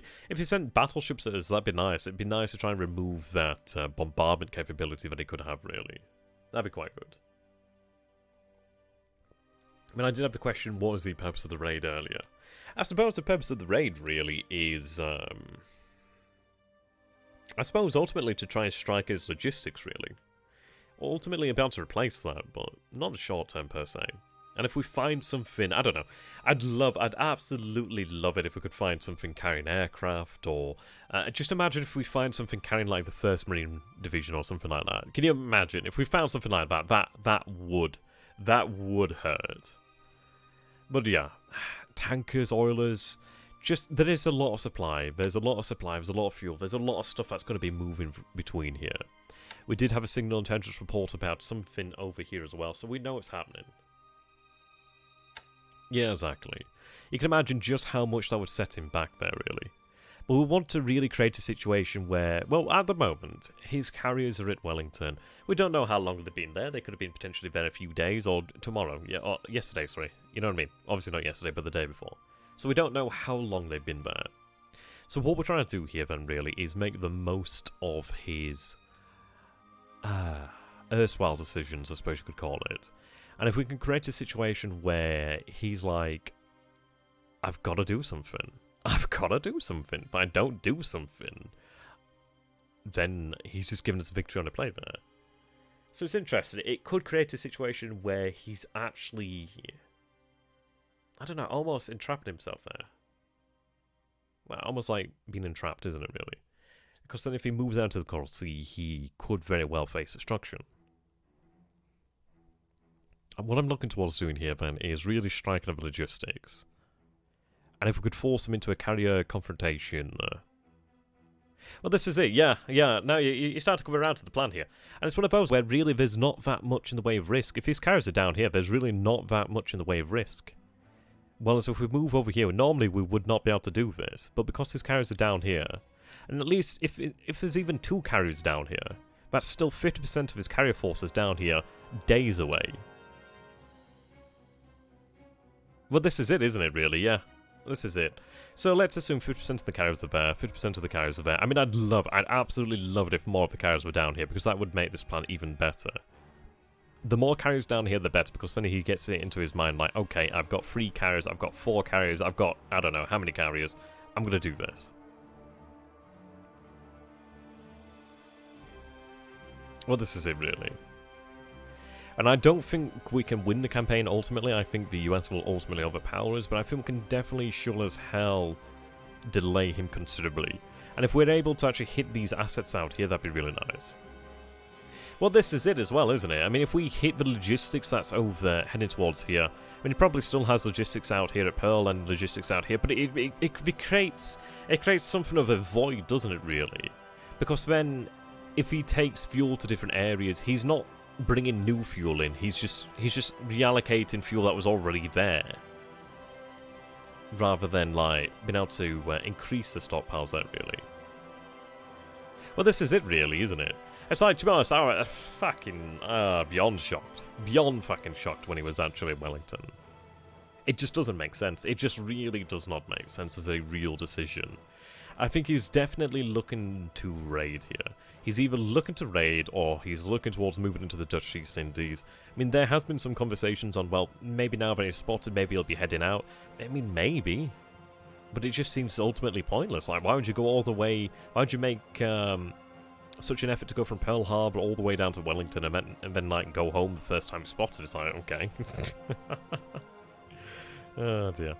But yeah, I think he's definitely looking towards an offensive footing down here. Because otherwise, what the hell are you doing down here? There's really no point being down here at Wellington. So I think what we need to do then is punish that arrogance. And I think, I don't know, let's say this then. So let's say Canton Island, we're making out here.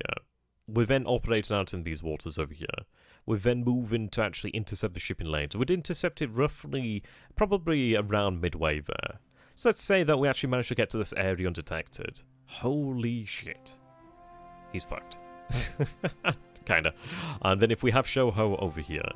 I mean, Shoho's going to be escorting oilers, but if anything moves to the north, then it might be destroyed. If it moves to the south, it's obviously going to be destroyed.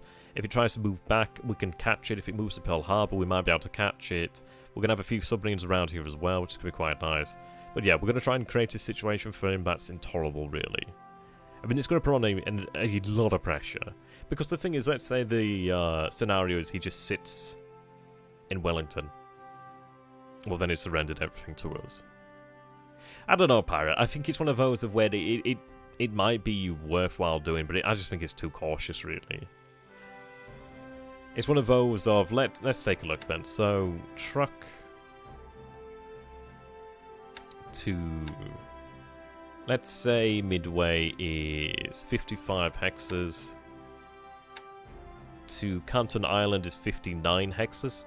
The thing is, it's not too much further to Canton Island, and we can move to Canton Island undetected, more or less guaranteed, I suppose you could say. But Canton Island puts us actually closer to San Diego,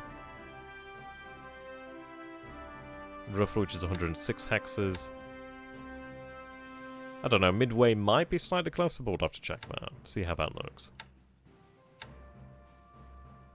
75 hexes there, but the thing is, the shipping lanes are down here. This is where the shipping's going to be.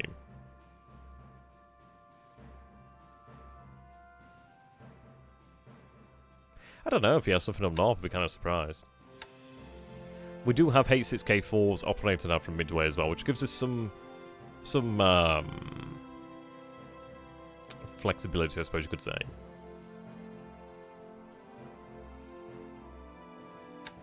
Now, you've got to think, his actual shipping lane is going to be here. I just think it's pointless to go to Midway. And we could do it, but it's just like, why be that cautious? I think it's better that we go this way. Midway's fine. Nah, we haven't got any bombers on it. We don't really need them at the moment. We've got an engineer, we've got a small engineer unit, which has been kind of working away for a while here, really. But we've got the H6K4s. It's most useful as just really a reconnaissance base, to be honest. That's really where it comes in handy.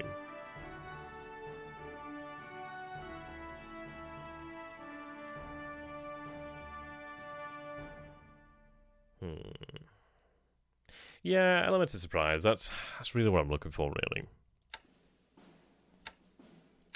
I think if the worst we have to worry about is trying to slip by here, we should be okay. It's not terribly likely that he has actual search of this area. He could, but I don't think it's I don't think it's terribly likely. And I think if we can move out into this area over here, we do stand... It would be unexpected, you know? I think it would be unexpected. Yeah, we are going to have to figure out the actual route itself. I mean, the thing is, I'm going to have a submarine over here as well, which we'll be able to try and use to just sort of figure out maybe which islands are running reconnaissance or not. But even having the submarines run in that area, if they're detected, then at least we actually... Well, we have an idea then, really, don't we? Well, this is it, really, isn't it? We have a fairly... I think we do have a good chance. I mean, I feel like we have a good chance due to the fact that, well, the submarines are over here. They've been operating roughly in this area for a little while now, and they haven't been detected once, other than when we've got too close over here, and it's been an actual ship task force. We don't see all that much in the way of activity over here. And the thing is as well, if these carriers are down here, it's feasible that he might already have shifted the majority of what he wants down here, and he might not be shifting too much now. Especially as he doesn't have the carriers there. So it's something to bear in mind. Take any supply ships with you. Well, what we're doing here then is, if I take a look, I've got to send a few more as well. So we do have these 3 oilers. They're going to be heading towards Canton Island. So these guys are carrying 31,000 units of fuel. We've basically drained truck to do this. Do I have I think I'm going to send another light cruiser, to be honest. I just think it's... Then again, 5,000 endurance is not bad, actually. But let's see. Kinyu... What the fuck is with Kinyu? Which one's Kinyu in? I forgot. But I'll send Kinyu.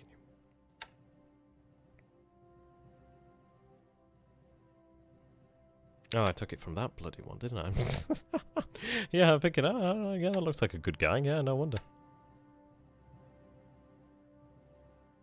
And I might send patrol boats with this one.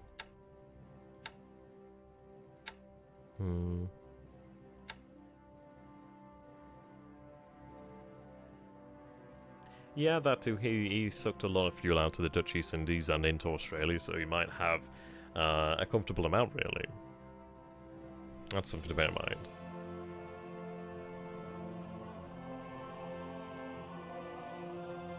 See, when we do form the 4K task force, I'm going to be making use of the 6K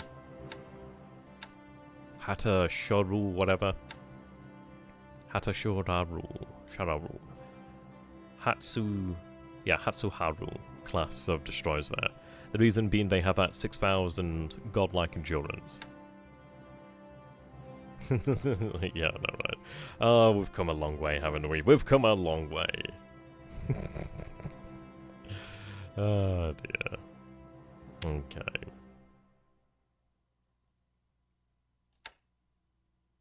I might send Abakuma. But then do I need to?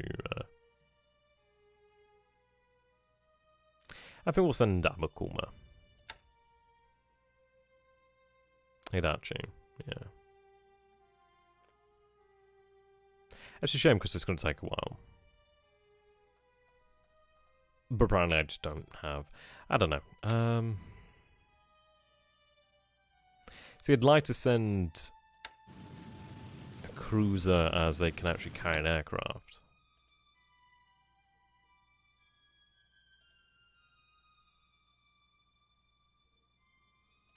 Oh god, it's a potty thing. Oh dear. Right, I do have some patrol boats here. And they make 13 knots. What's their cruise speed? So their cruise speed's 10 knots. These guys cruise at 10. I could just send these guys to be fair. The Tosus.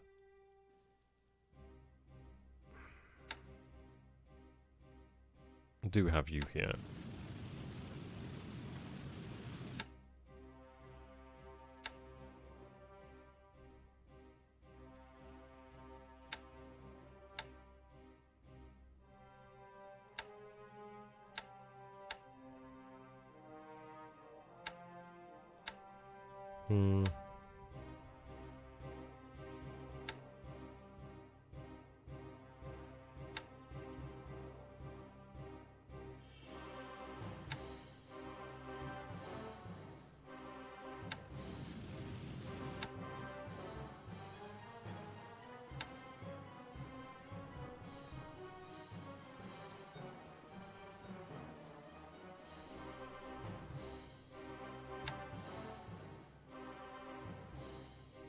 Why does that not show me the... It's because it's replenishment, isn't it? That's why. Okay, that makes sense. You know, I'm not entirely sure, actually.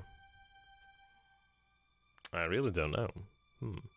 Something worth checking out in the near future, actually, that one. Okay, look, let's see anyway.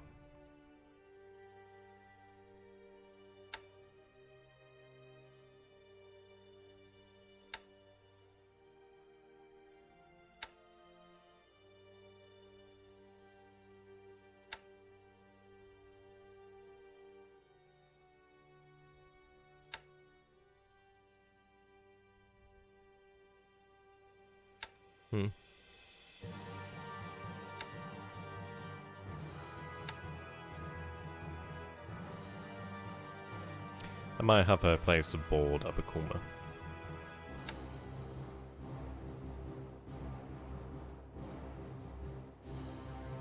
I'll do any of these, Fuck.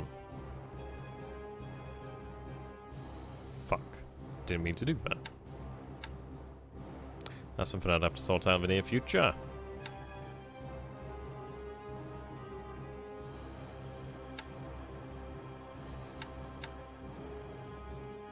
Yeah, it would show me light cruisers within range, wasn't it?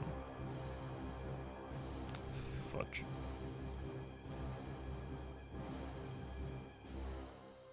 Well, Jedi are gonna feel that one. I can have it transferred back anyway.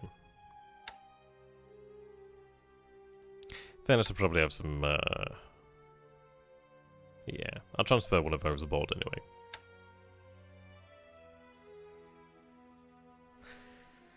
Okay. So we'll have these guys head out as well.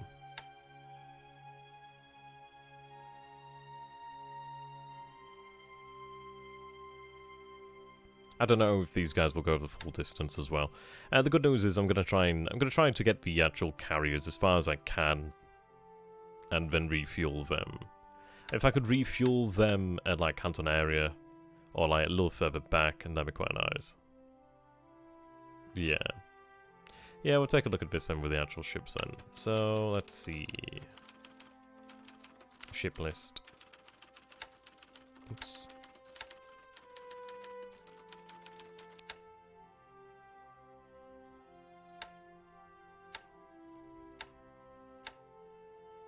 Yeah, so they're currently the highest endurance that we have at the moment. You're talking about the database, I know. I'm just looking at what we have there at active.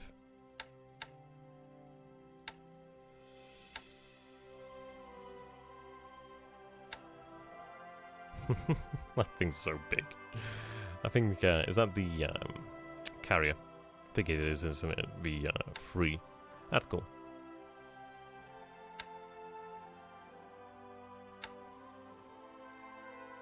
Most likely will take priority to attack in this raid tank as well. I don't know, whatever's in the area, really, to be honest.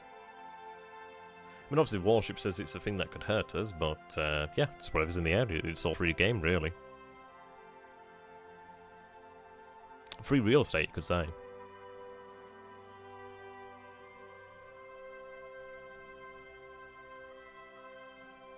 Yeah, pretty much anything that floats, really. Okay. Yeah, so 6k is the most we're going to get there. Which, yeah, it's not bad. So yeah, which is why those ones are so valuable right now. Okay, so they're going to get underway. I need to see if I've got a subwater float plane around here. I passed it class, did I? Oh, is there one with like a longer range? Right, so I-10 has a float plane, which is excellent. Was it? No. I'll go back. I must have just missed that.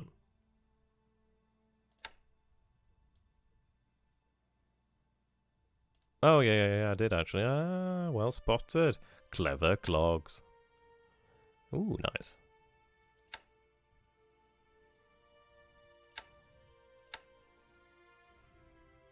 So apparently 42 then. That's cool. Yeah, dual purpose guns as well, which is very nice. Not that it particularly matters, Japanese AA isn't exactly crack-a-lacking. But yeah, that's a very nice amount of endurance there. I don't imagine we'll get many of those.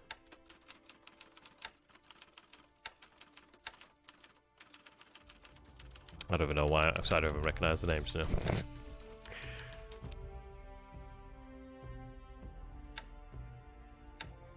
Yeah. Okay, well what we're going to do here then is I'm going to take the I-10, use her aircraft here.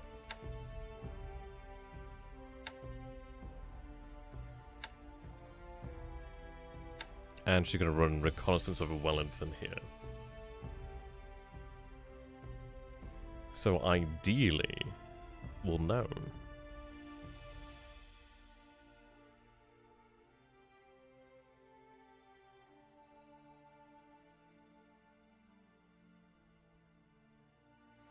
Okay. Yeah, Japanese 25mm was declared worse AA. Okay, so they're going to run reconnaissance over Wellington. Now, I think what we'll do is we'll look towards Sydney, really.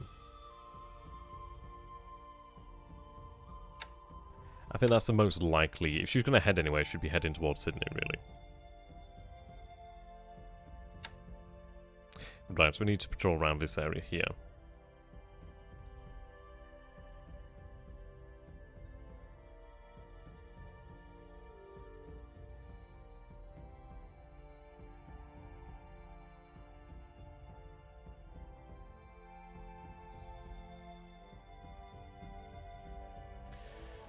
Yeah, so we'll patrol this area here, really. Also going to be within range.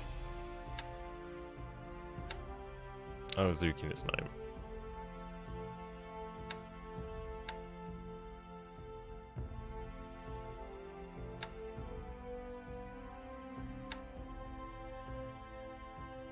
Let's make sure that's within 4 hexes. It's 3, 5, so just within 4 is fine. I might even have it a little bit closer just so she's actually within range from the reconnaissance. So I'll just keep it there for the time being, then.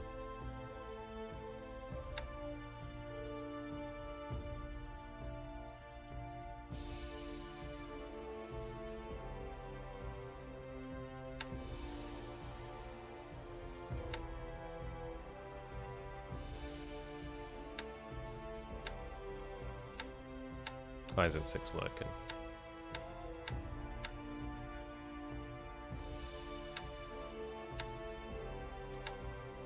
Okay, that's weird. 6 has decided not to work.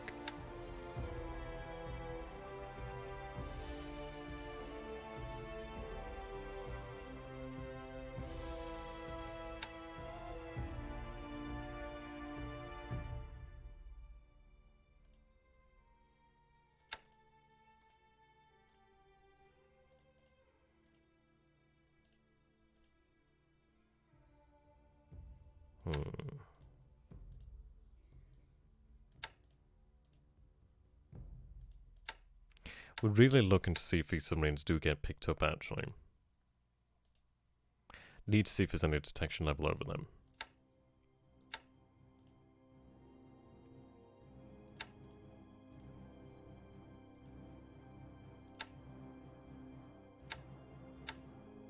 Right, you can head towards Wellington.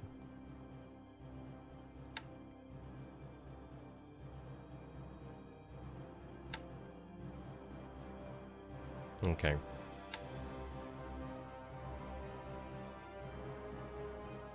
So you're in there.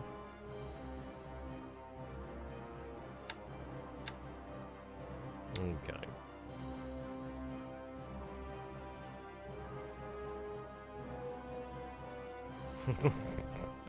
Yeah, something like that.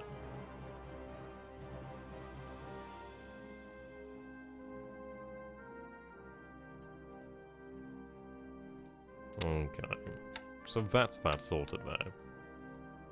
Now, what I need to do then...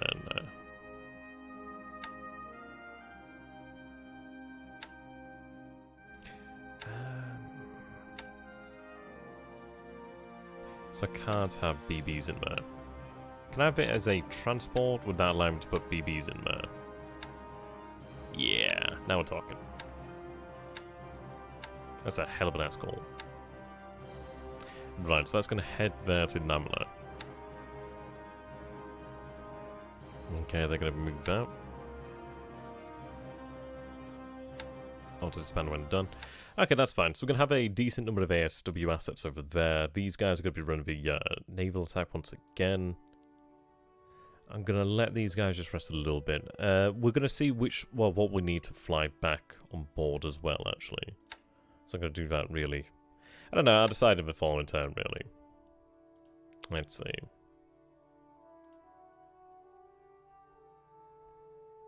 I might have these nades actually moved out elsewhere. They do come in handy, I suppose. Need more supply here.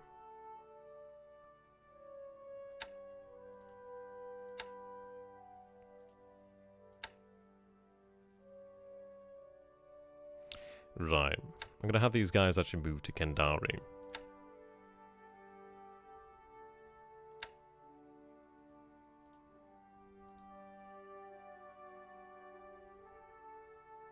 I can recombine them in the near future as well, then. Just run a 30% combat air patrol.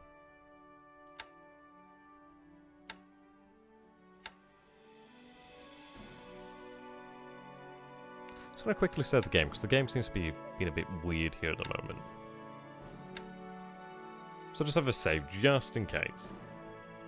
Be kind of annoying to go back 2 hours. Right. So, I think we're doing as much as we can over here, then. They're unloading, which is good. Yeah, we do have these Jakes over here, which is excellent. What I'm going to do then is have them run ASW patrol.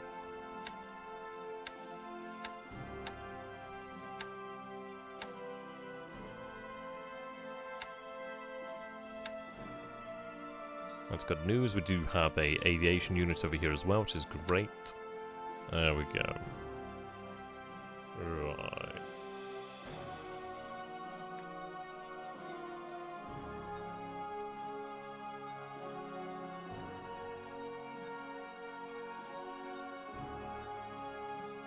So beyond that, there's not too much that we haven't already addressed, really. We spoke about the fact that his base force has moved south of Chikyang, which is brilliant. So we're going to be looking at around about 9 days or so for everything to get into position there, really. So for like the armor to move over here, potentially for the 38th to move to here, might take us around about 9 days for these guys to get here. So to get everything in position to about here is going to take maybe about 9 or so days, really.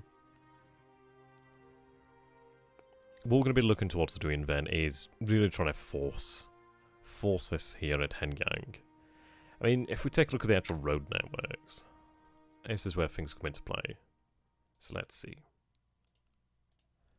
Now, obviously, we do have about 5,000 AV over here at Changsha that's recovering. We do have the vast majority of our armor over there, which is quite nice.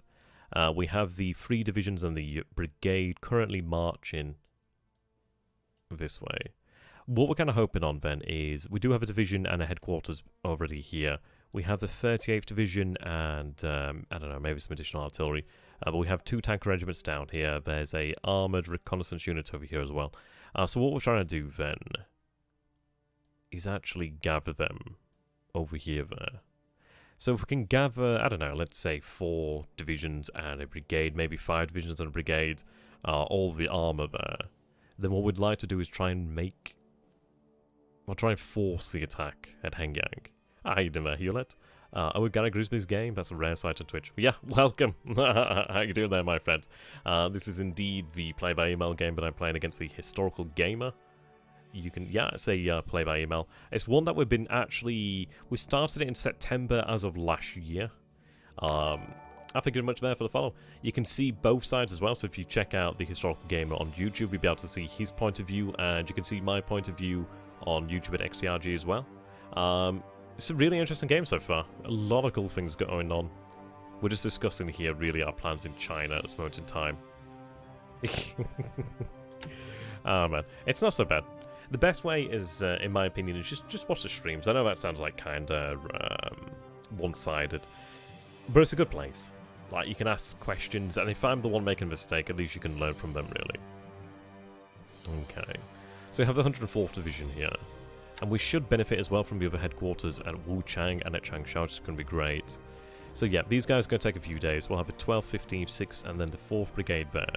So we're going to be looking at, ideally 2,000, 2,000 plus. It depends there. With the 38th, it'd be even more so. Potentially more so. I mean, if we take a look, I'll just get the calculator out again, make sure I'm right. I don't want to be overestimating my crust, so to say. Okay. So 485. I mean, the 38th is a fucking brilliant division. I think it's in pretty much mint condition. Yeah, so plus a 463 there. Okay. 410. 409. And then the 458. The brigade at 251. Okay, so with all the actual infantry units, well, infantry formations, we'd have roughly 2,476 AV. We do have the tank regiments over here as well, which gives us roughly like, let's see, that's 57 and 56. So that takes us up to 2,589. If these guys can arrive in time, yeah, the game's definitely taking longer here. Don't crash.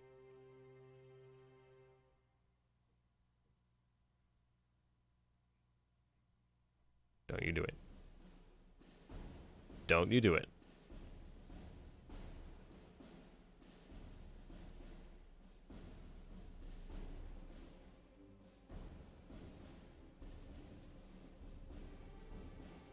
Tell you what. I'm gonna go over its head. Nah, we'll be fine for it. We'll be fine for supply, really.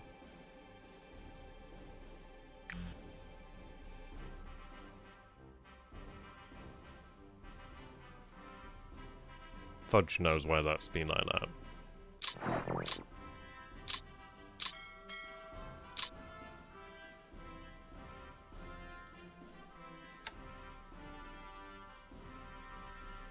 I thought it was running slow, you know. Just felt like something was going to go wrong there.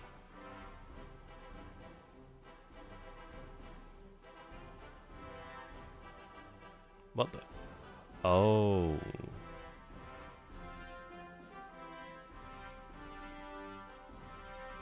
I think I pressed that button. Oh, that's why, isn't it? Yeah. I forgot what button it is now, but I think I must have accidentally pressed the button. There's a button that you can press to work out supply efficiency, and I pressed that button. I can't remember what that button is. So that's why I was running so slow. That makes sense. Yeah, that makes sense. Yeah, so we'll leave that one running. This one wasn't too long ago. Let me just double check I made these decisions. Yeah, I must have pressed 5. Yeah, so it's not that long ago, then that's fine, that's fine. Just let me know if I missed anything actually, because I don't think it's too far behind. Yeah, we'll leave that. Slight blue pizza, here's what I made earlier. Okay. Yeah, we're not too far behind here. So anyway, as I was saying, we'll have maybe, if we're able to gather all the forces that we actually want to gather, we should maybe be able to manage about 2,500 AV. Now, I do have a number of other tank regiments over here. I'm also looking to gather additional tank regiments from Luzon as well. So, if I'm really lucky, and if he remains static as he is now, we might be able to assemble a pretty damn decent number of tanks there, really. So what we're hoping then is we assemble 4 or 5 divisions of brigade there, however much, just whatever we can assemble there, as much as we can. And then what we do is move up the major road over here to march on Henyang. Now, for him to move from Changsha to Henyang is going to take him 4 days. From Xingtang, is it Shangtan? Shangtan, I think it is over here. That's going to take him 2 days. Over here he's only got like 2,000 on men. Yeah. I mean, this is it. The actual defeat at Nanning really does give us a nice cover. We did have the regiment and the brigade that was beaten up. So ideally it will give us cover. He probably has seen this unit move south. He will have known about that. He will know about it, I'm sure. So this should ideally give us cover to have different forces moving this way. I mean, let's try and present this as like a new focus. The good news is we are moving forces up to Loyang, and then we will be marching upon Nanyang as well in the near future. So ideally we'll be able to, I don't know, try and draw his focus elsewhere, really. Batan. I need to check on aces as well. I know Cal's going to be freaking going mental at me. Batan's going alright. We're just bombing it, really. What I'm going to do here, though, that's good being reminded me there. Right, so they're going to do 17,000 feet. These guys are going to do 19,000 feet. These guys are tank to Bataan. They're going to do 20,000 feet. These guys are on training here at the moment. They're a naval attack. Gazmata. I feel like I moved these guys once. Sure I did something like this. Might have been the turn before, actually. Oh, that's why. That's why. Okay, the reason why I'm doing that is I want to have... I'm deliberately trying to create poor coordination here, really.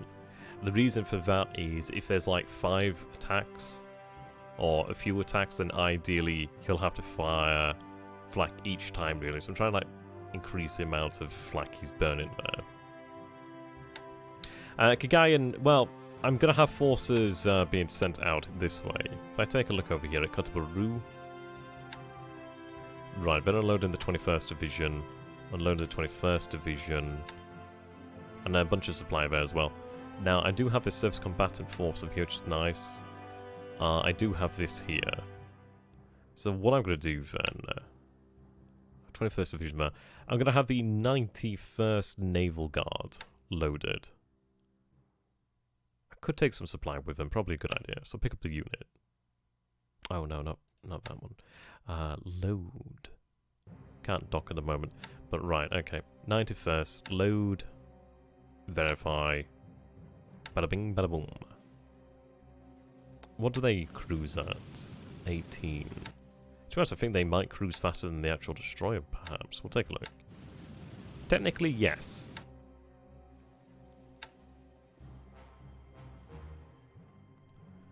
Okay.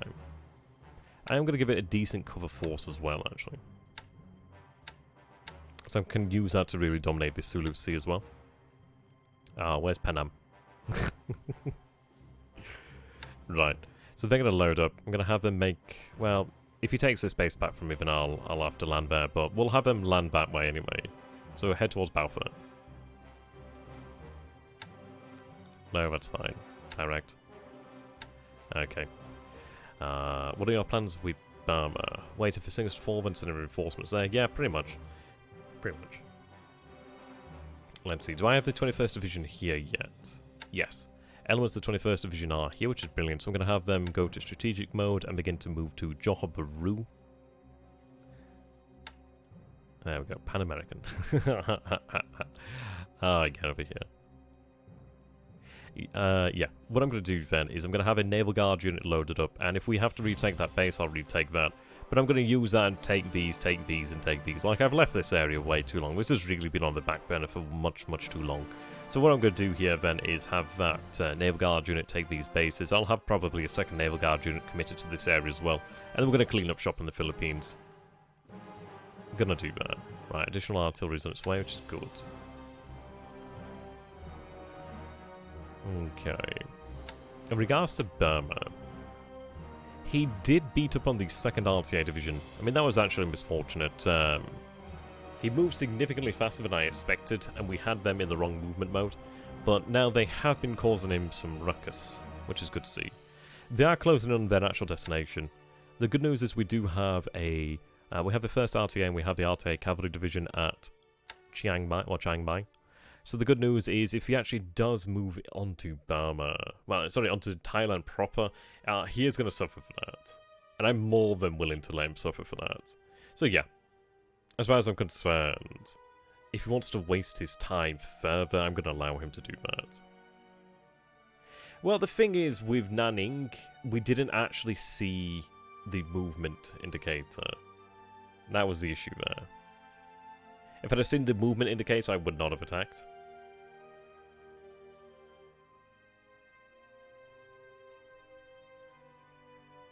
Yeah, that's fine. I've only just read the comments, so don't worry. Don't worry indeed. Yeah, I mean, I don't know where the actual garrison is on Panay. I'm going to have to look towards actually having reconnaissance on these islands, really. I think it's if he sends... is it only if he sends Chinese forces into China, or is it just allied forces in general?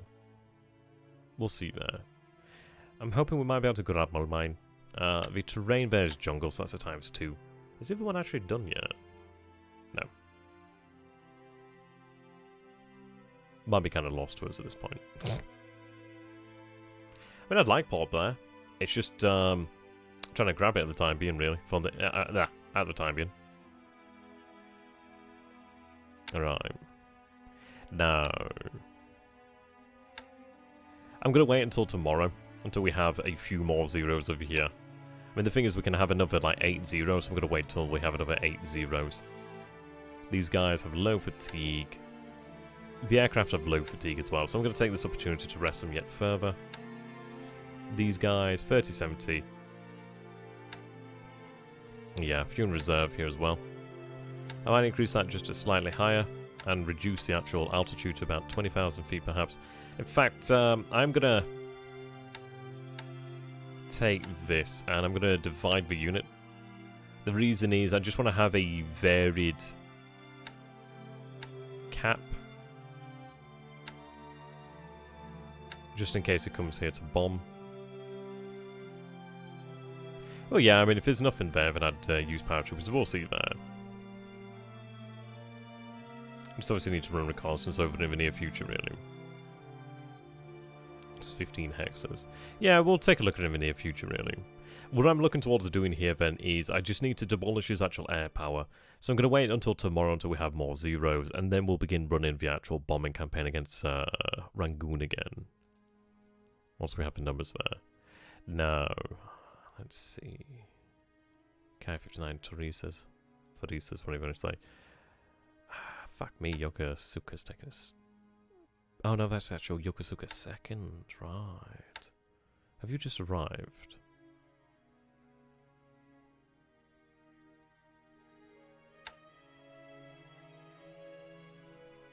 Where do I need more aviation?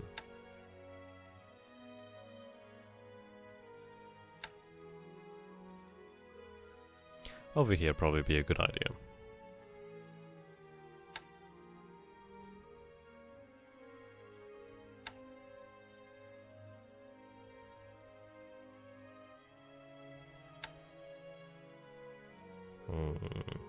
I could have one moved up to...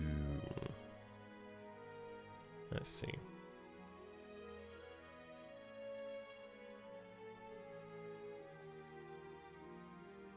Victoria Point's a nice airbase. I'll have one moved up to Victoria Point, really.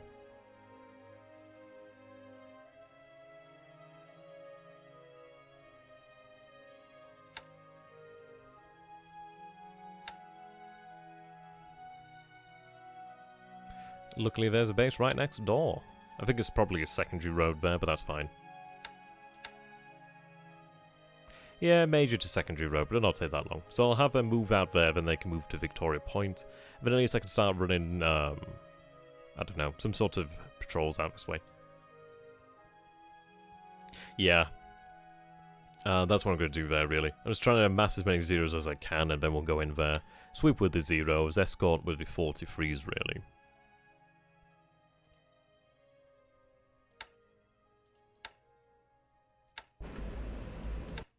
Lovely.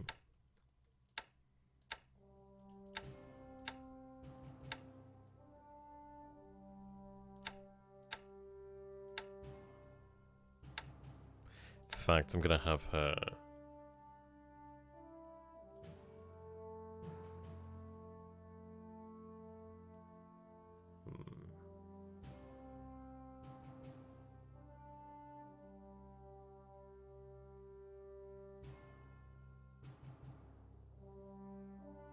Bugger off G-Force.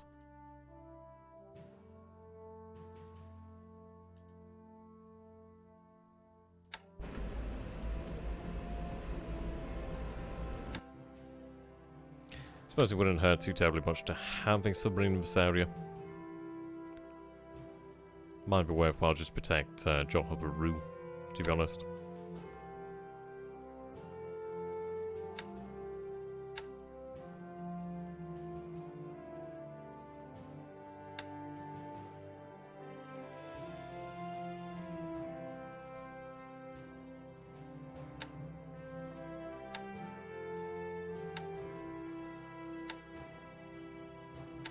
Yeah, I'll check in a second.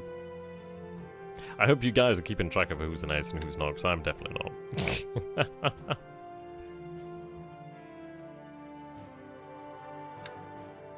Okay. Then they can base out a marine where they can refuel. And there we go. Okay, we'll check aces.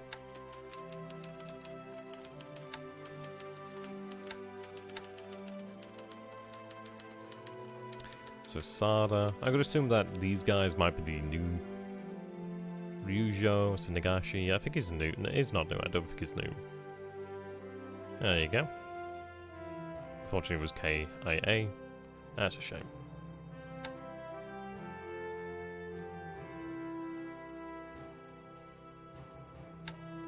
Okay, so that's the boat's moving there.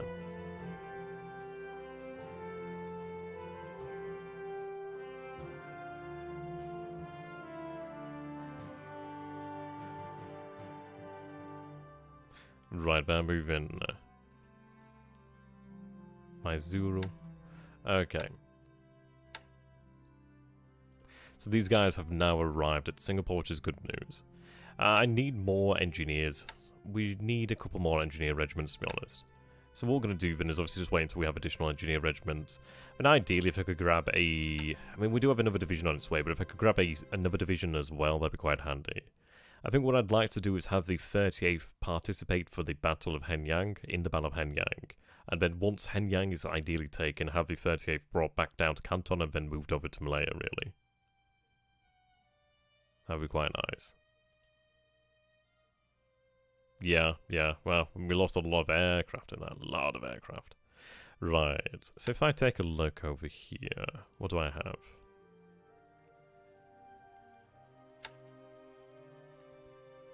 So there's the Yokosuka over here then, so they're still moving north.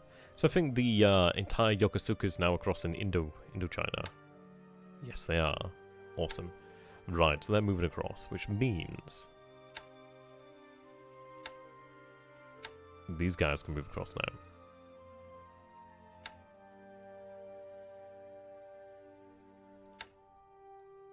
So what I'll do then is I'll fly them out here to Saigon. Indeed. Yeah, quite an interesting game there, wasn't it? Quite interesting. So we'll have them move there.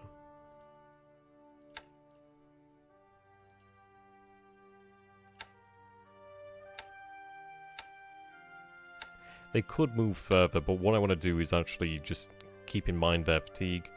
So while the actual paratroopers get into position, that I don't want to tip my hand yet. So I'll get them moving out over here to Saigon. Have them rest and just recover that fatigue there, really. You can see fatigue, 1928, 0. It's not too bad. But yeah, have them continue to rest. The good news is I can move those guys pretty quickly due to the rail lines. But yeah, so we have this element of the Yokosuka that's moving up that way. So they should be in Langson in the near future. We do have a level 1 airfield, which is quite nice. But we do have potentially, what, 14 hexes of range there. So what we'll do then is... couple, maybe 2-3 days, maybe 4 days, absolute most, something like that, till we have the paratroopers ready to actually drop. But then what we have then is the ability to drop paratroopers from Hankow over to Chikyang, and then from Langsong, I could drop them over here to Taeyong, which would be quite nice. I might even be able to drop the newly diminished regiment or brigade as well if I actually buy it out. That gives us the ability to then transfer it via aircraft if we want to. It is foreseeable, well, it is feasible that he might take the 3 corps over here and potentially march them back over here. He'd definitely march on Taeyong. But what we want to do here then is really get into a position where we force across at Henyang. What I'd like to do is land here at Taeyong and Chikyang, and then shock attack here at Henyang in the same turn. That's what I'd want to do there. If I could do that all in the same turn, then that would be really quite nice. We'd ideally then be able to force him to panic. I mean, who knows? Maybe he will panic, maybe he won't. It's really going to be hard to say how he reacts. But as long as we force our way across the river, we're in a good position then. If he looks to pull out at Changsha, as we mentioned, it's going to take a few days. But yeah, what we need to do, I mean, from what we can see at Hanyang, there's about, I don't know, there's about 33,000 men, which is maybe 2 or 3 corps. If we take a look over there, there's 42,000 men.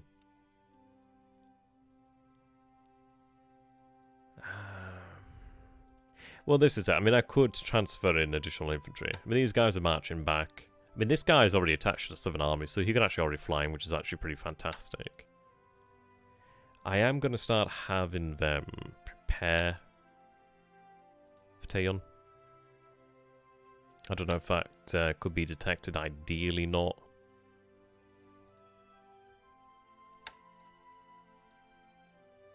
But we'll give it a go.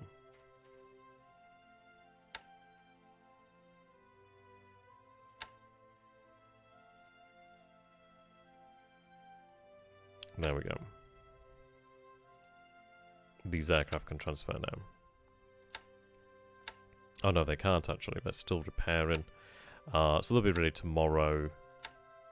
Yeah. Okay. So it's going to take a few days for all of those to be ready. I think I still probably have some L3Y2s over at Trunk.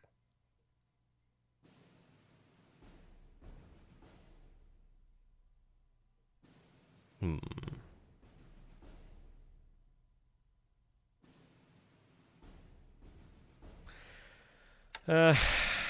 It's one of those, isn't it? I don't think it's too likely they'll attack that.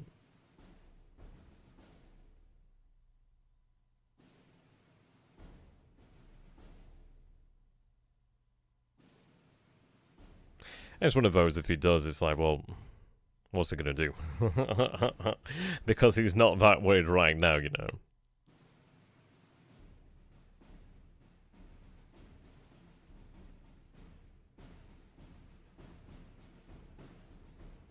I mean, if he was worried about paratroopers, he would actually have something there.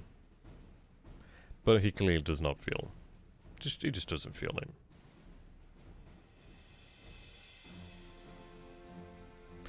Okay. So I don't think there's too terribly much beyond this now. So we do have the bombardment at Wankal.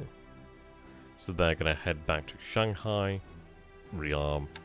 The Moon Knight is at 28%, so we're going to spend a day at Shanghai to rearm. And then we'll obviously head back to Wankal. Whether I keep bombarding...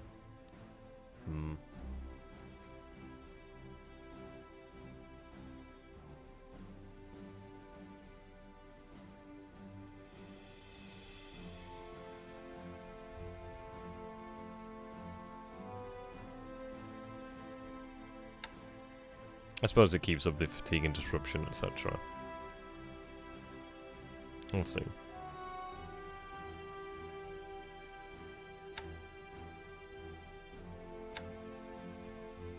I'm going to do the same over here as well, actually.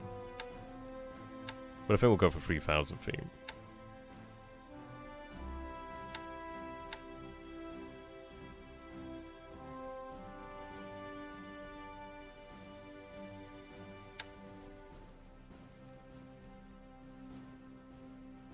How many forces does he have across the river? There's 33,000 here, there's 55,000 here, 2,000 here, 2,600 over there, 5,560 there, 105,000, I mean obviously that's on the other side of two rivers, but you know. But he has 315, I don't know, about 315, 350,000-ish over here at Changsha.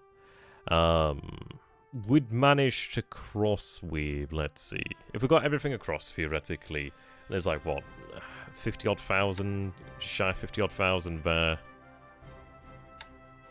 Near 16 there. Yeah. So we'd cross with a very large force, really. But the thing is, once we are over there, we fight significantly better. And if he would want to actually advance on us, that, well, that's it, it'd be quite nice for us, really.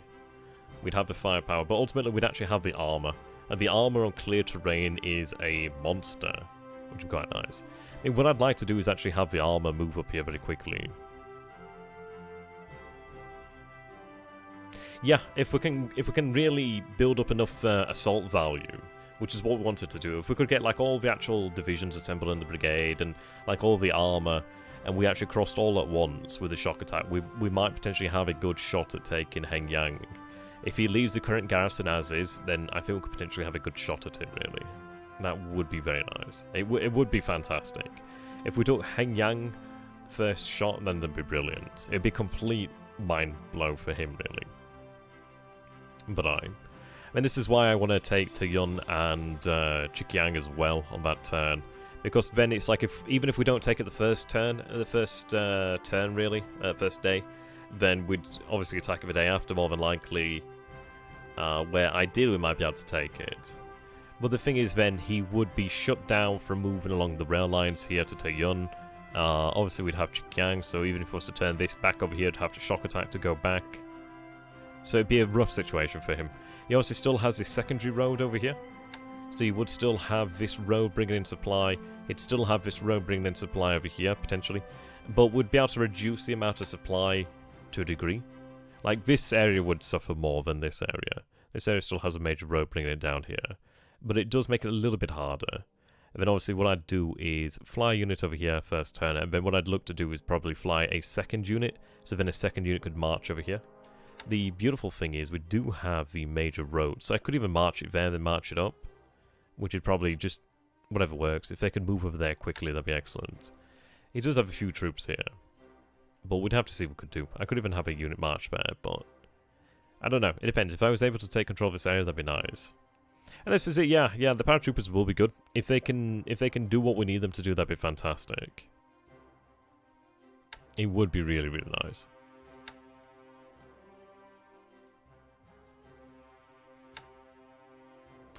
Okay. What's the garrison here? 20.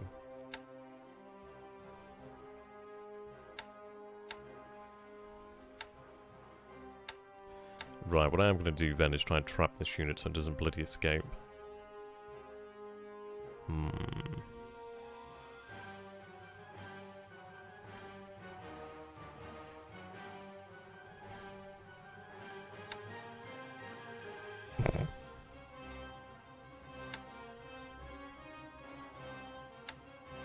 Right, I'm going to march the unit south.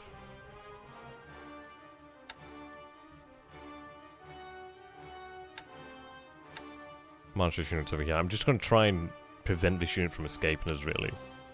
Yeah, this is our Schlieffen plan. Pretty much. So I do have the Sasebo 8th SLF over here as well, but I could do with really moving out. But the good news is we do have a few units that I could drop over here. But yeah, I mean, as well, if we landed here, then I could potentially transfer additional units over. And yeah, I mean, this is it. We're looking at what? Wooded Rough there, Wooded Rough there. If we take a look over here, Wooded Rough is Forest and Rough, which is WR, is ×3 terrain, which is pretty punishing for him, really. So even if he moves like a core or 2 core, if he moves a single core, he's going to kind of be buggered because it's not going to be strong enough to take it. Or it could take it, but it'd take a long time. But yeah. The longer things remain static, the greater our chances of success here, really. And ideally, he just doesn't realise that. I think this indicates somewhat a degree of arrogance, perhaps.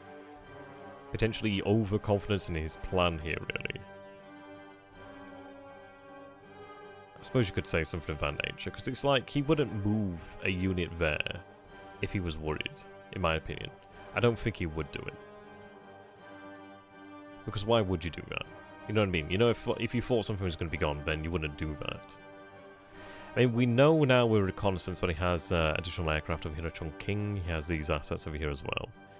What I am going to do then is we do have the actual fighters over here at Clark. The other K-43s over here. Now, I have 9 in the pool. These guys, another 3 tomorrow. But it's going to be about 3 days before they're fully ready to go. But what I could do, and especially as we have just increased the size of the airfield over here, which I'm going to stop building up now. Yeah, so we have a size 7 airfield over here now, which gives us a lot of capacity. So what I'm going to do is originally I was going to have these guys head out south, but the thing is we do have more zeros available now, which I can continue to build up. So what I'm going to do is actually take the 24th Sentai and have them move into China. So they're going to move into Hankow. Also, we'll await the rest of them to arrive, but they're going to move into Hankow. 24th Detachment C is going to also move into Hankow. You know, I'm not entirely sure, to be honest. It's a good question, actually. Right. So they're also going to move into Hankow. And there we go. So, what I'm going to do then is wait until we have, let's see... I need another 14 Ki-43s. Well, that's it. Protecting air transports, it'd be really good. So I've got 9 Ki-43s in the pool. I need another 5, so we might have it in about 2 days. Maybe 1 to 2 days we'll have the additional ones that I can convert them all over. Yeah, exactly. Yeah. This is it. He's got 20 fighters over here. If I can move, I don't know, like 30 or so, or maybe more, 30 or 40 Ki-43s into China, then he's really gonna struggle against that. Not only because we've got the Ki-27s, but yeah, it would be pretty rough. Be really rough for him there, really. So that's what we're going to look towards doing. But if I could then... Because obviously they've got really good range. I mean, they've got range of 12. I could operate them out even from Langsong. But I mean, if we take a look from Hankao... I love saying it like that, Hankao. They'd have range over to Tuyon. They'd have range... They definitely have range over to Gang. But yeah, this is it. We'd have range over this area. We did previously see him with 2 aircraft over here at Changte, which he looks like he might have pulled out. Or maybe sent elsewhere. I do kind of want to hit Quailin. But I don't want to tip the balance too terribly much at the moment, I suppose you could say. We also do have these Ki-59s over here as well, which could be great. Because the good news is when we do actually secure the base, I don't think they're going to have the range at the moment. No, they don't have the range at the moment. But if I was able to secure Nanning in the future, then they could have the range to transfer over there. I don't think he'd abandon Nanning, but it is potentially possible he could abandon Nanning there, really. So that's a potential possibility there. Yeah, so what we're doing here at the moment is just trying to assemble as much power as possible, really. An engineer regiment moving out as well. That'd be fantastic to have an engineer regiment at Hengyang. There we go. Okay. Let's see. Have I gone over anything? Is there anything else I've missed? Let's see.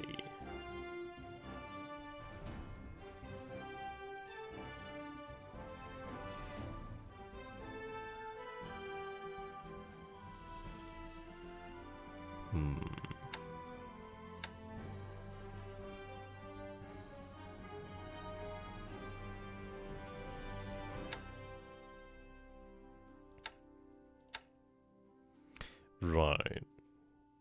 So they're transferring to Wackenheim. So your fortress over here? Okay. Right. You're going to head out that way. I mean, I hope to God she makes it. I have fair confidence in her, really. Could be wrong, but... I think at the end of the day, if there's something out here, I don't think... like 211 knot patrol boats are going to do much good. I could send it. Maybe it's worthwhile sending them. But I don't know. I think we do have H6K4s. I mean, if we take a look at the actual planner again, we'd see... Yeah. So we have her leaving from Pramashirojima. And then, yeah, there's also over here at Midway. There's only this central area where we don't have our reconnaissance, and I'm hoping that we should be able to manage it nonetheless. More than likely we'll be able to manage it. We'll go ahead and take a look at the industry, actually, while we are here. Now, something I was taking a look at, so ship production. So, naval. Yeah. Now I'm taking one of the actual ships off of accelerated status. Let's see how that's affected.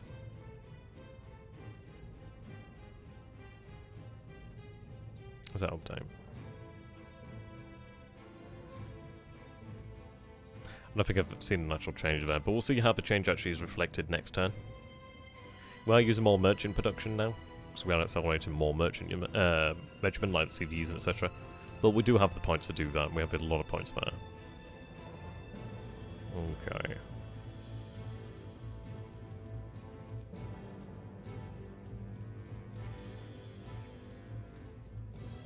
So I've started to feel the pinch on resources, in fact.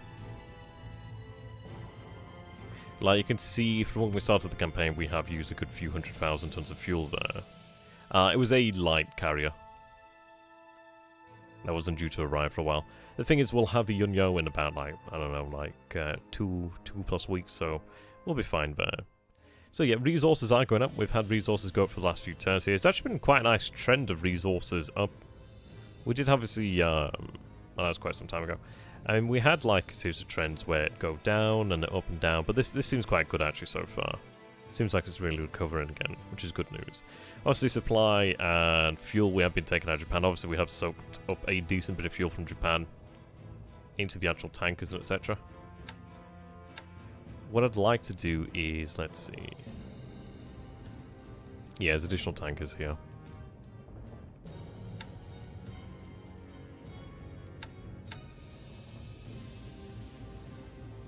Ah, tankers here. Sorry, oilers over here as well.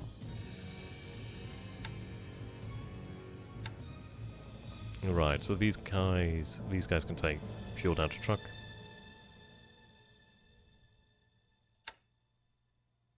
I imagine the US where every carrier then it gets bad.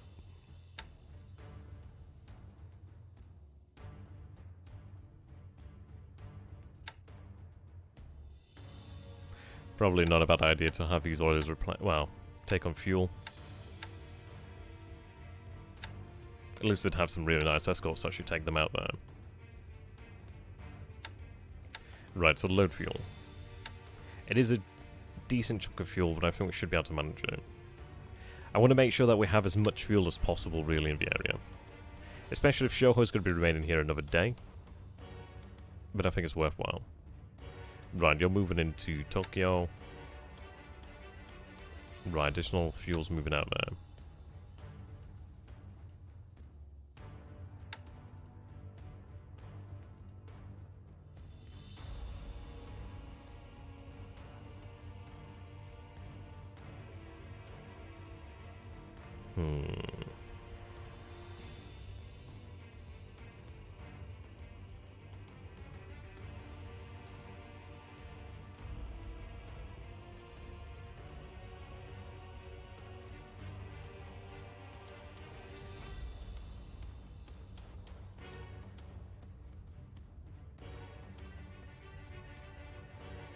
Okay, so yeah, kind of a little bit supply there.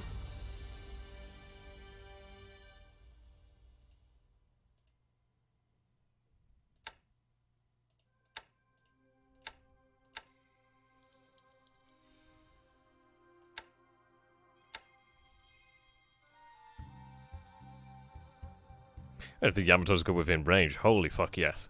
You know what I mean? I mean, I don't know. I don't think they'd be... if they were under air attack, it's one of these, really. Doubtful. If he has the ability to attack them, then doubtful. But it's one of those, if they were given air cover, then holy fuck yes. I'd like to get some supply moving down south, actually, so I'm going to assemble...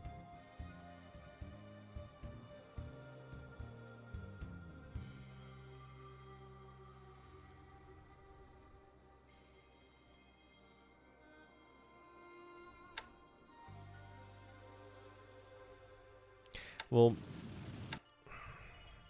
I think I might have sent some supply that way, but I can't recall this moment. So I'm just gonna have like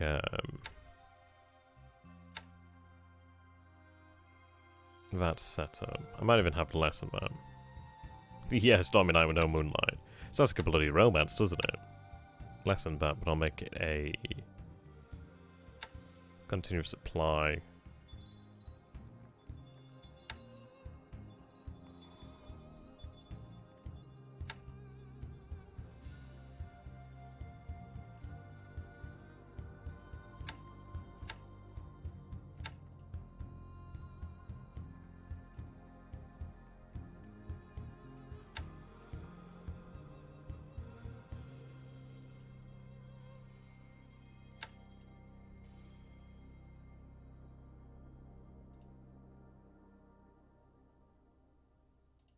Fudgy, I'll take one of these.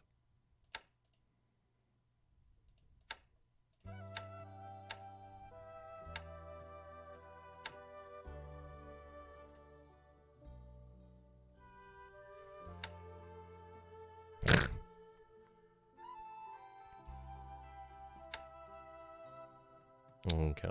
Yeah, looks like a sea feast to BBs. Oh dear.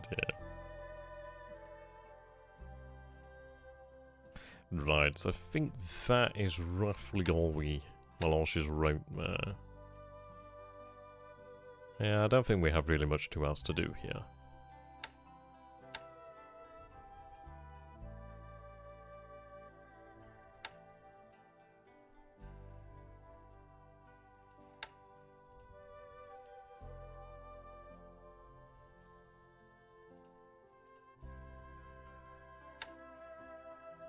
But I've been musing, it's actually, yeah, makes sense though.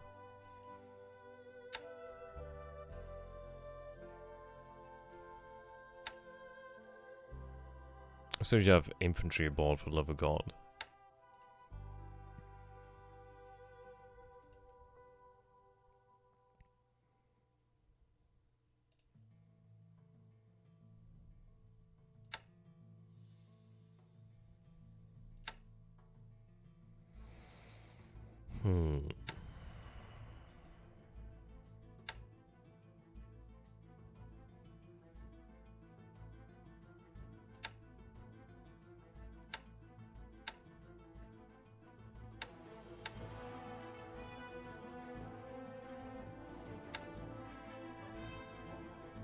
Drop tanks are unavailable here, which is kind of a problem. So yeah, they just need to stand down. These guys are stood down for the time being.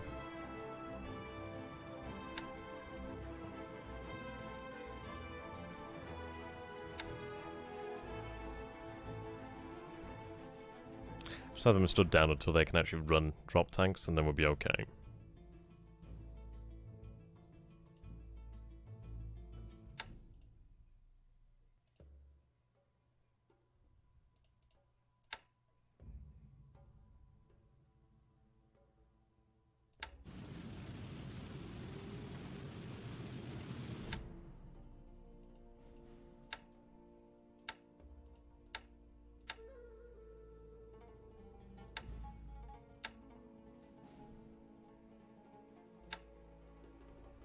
I can't believe they're actually packing supply.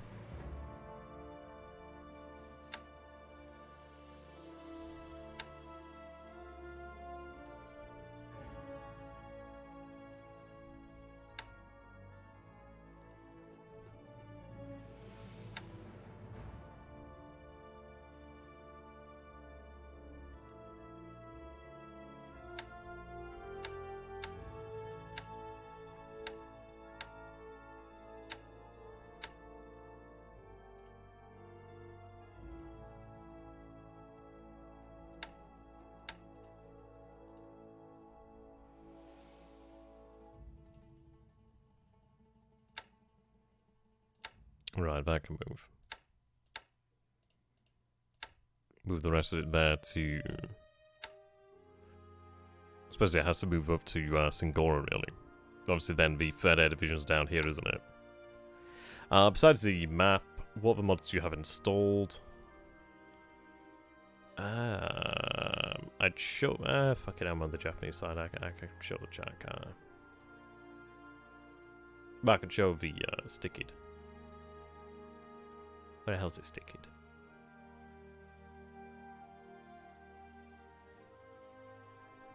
Let's see. Yeah, here we go. If you go to the War of the Pacific section and you go to Stickid, our good friend Marshall Tito here, who's in the actual chat, that lovely son of a bitch, he has it actually Stickid here, and I re-sticked it, and then he's re-sticked it. There's some good stuff on here, really, but yeah, you'll find the link. Yeah, I mean, this is the most up-to-date one, I think. Yeah, but it's all here. It's all here. Shows you how to do it as well. It did a great job. It's a fine, fine hound. Okay, so I think we're about done there. I don't think there's overall too much left to do.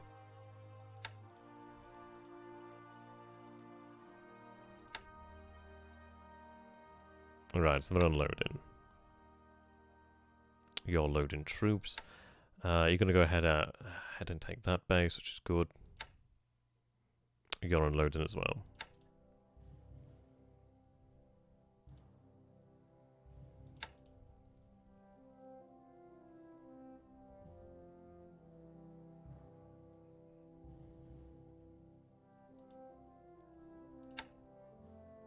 Okay, so that's looking good there. So we're going to have the BBs, the AKE, the Oiler move out to Namla.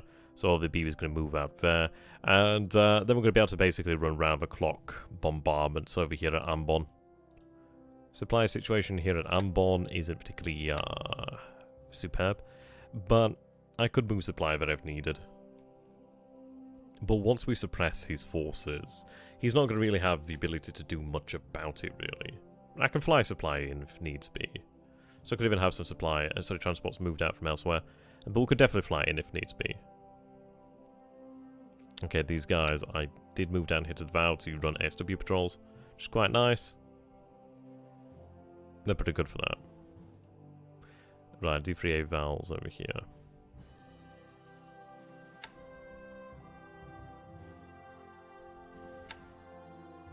So they're training for naval attack.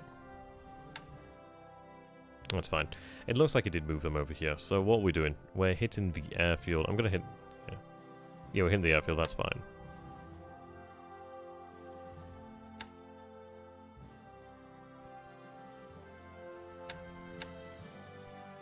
Yeah, all airfield.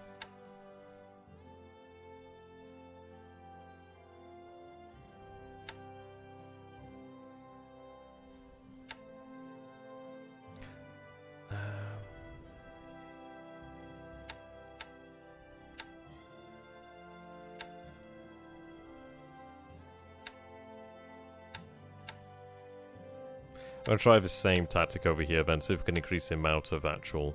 But I want to make sure that... Well, but again...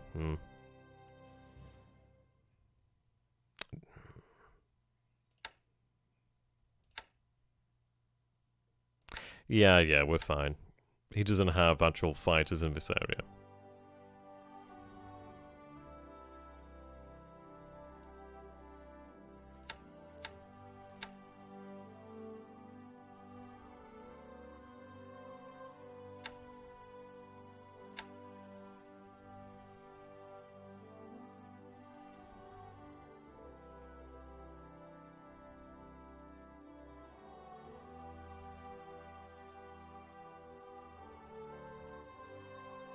We did see a core over that way, so I'm going to try and see if that's still there, actually.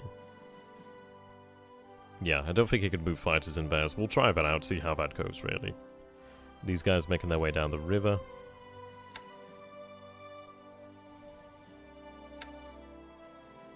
We have been moving additional supply to China.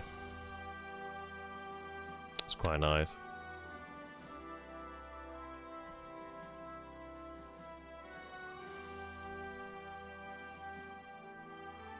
I'm going to move one of these sections to this part of the river here. You know, I've not seen it yet. I've heard it. It sounds really funny, actually. Feel free to post the link in the actual general chat. I don't really watch that much in the way of YouTube, to be honest. It's kind of funny like that. Right, these guys can set up shop here. Gives us the ability to run reconnaissance from here, then.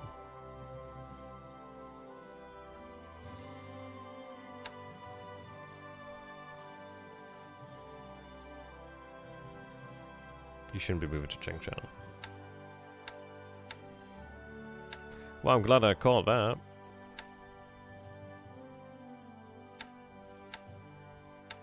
No, we're going to gather at Loyang. And then march. Oh, it's not YouTube. Oh, that's why then.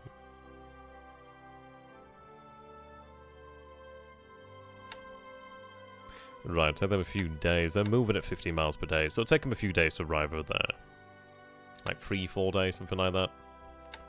But that's fine. Plenty enough time, really. We are just waiting here. And if we are, in theory, looking at 9 days before this is ready, then that's fine. We should be able to then coincide this with the march down here to the south with a decent amount of AV. We're looking at about... Okay, 155,000 Chinese there, but it's in clear terrain. We should be able to manage that one, really. I mean, ideally, his supply situation isn't as great by then, so we'll see what it could be like, really. That's pretty cool. Okay, so... pretty happy with that, really. Don't think it's overall anything that has been missed as of yet. Who knows, there could be. But yeah, we'll go with that. So, see how that goes, really. Looking forward to it. We've got a lot of things on the go here. Got a lot of things moving. Who knows? Ideally, we can pick up on some additional targets here. I mean, I don't know. Whether that's a cruiser mine layer, whether that's a cruiser... I don't know. I'd probably say it's cruiser mine layer. Be weird if it wasn't, to be honest. But we'll see. We'll see. So, until next time, thank you for watching there, ladies and gentlemen. If you guys have enjoyed this stream, please do consider following me on YouTube at XTRG and Twitch at XTRG as well. If you guys do feel I've earned it, then please do consider becoming a patron. A patron of mine really does genuinely help me out, and your name is added to the Roll of Honor. So until next time, thank you for watching, and we'll see a name. I was going to save it here, actually. What should we name this? Yeah, we're going to save it today. Just going to quickly save this.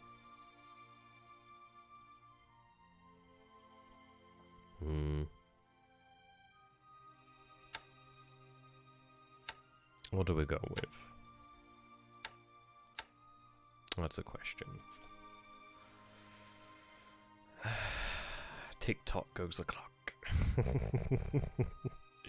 I don't want to give him any indication that we have anything in motion here, though. That's the thing.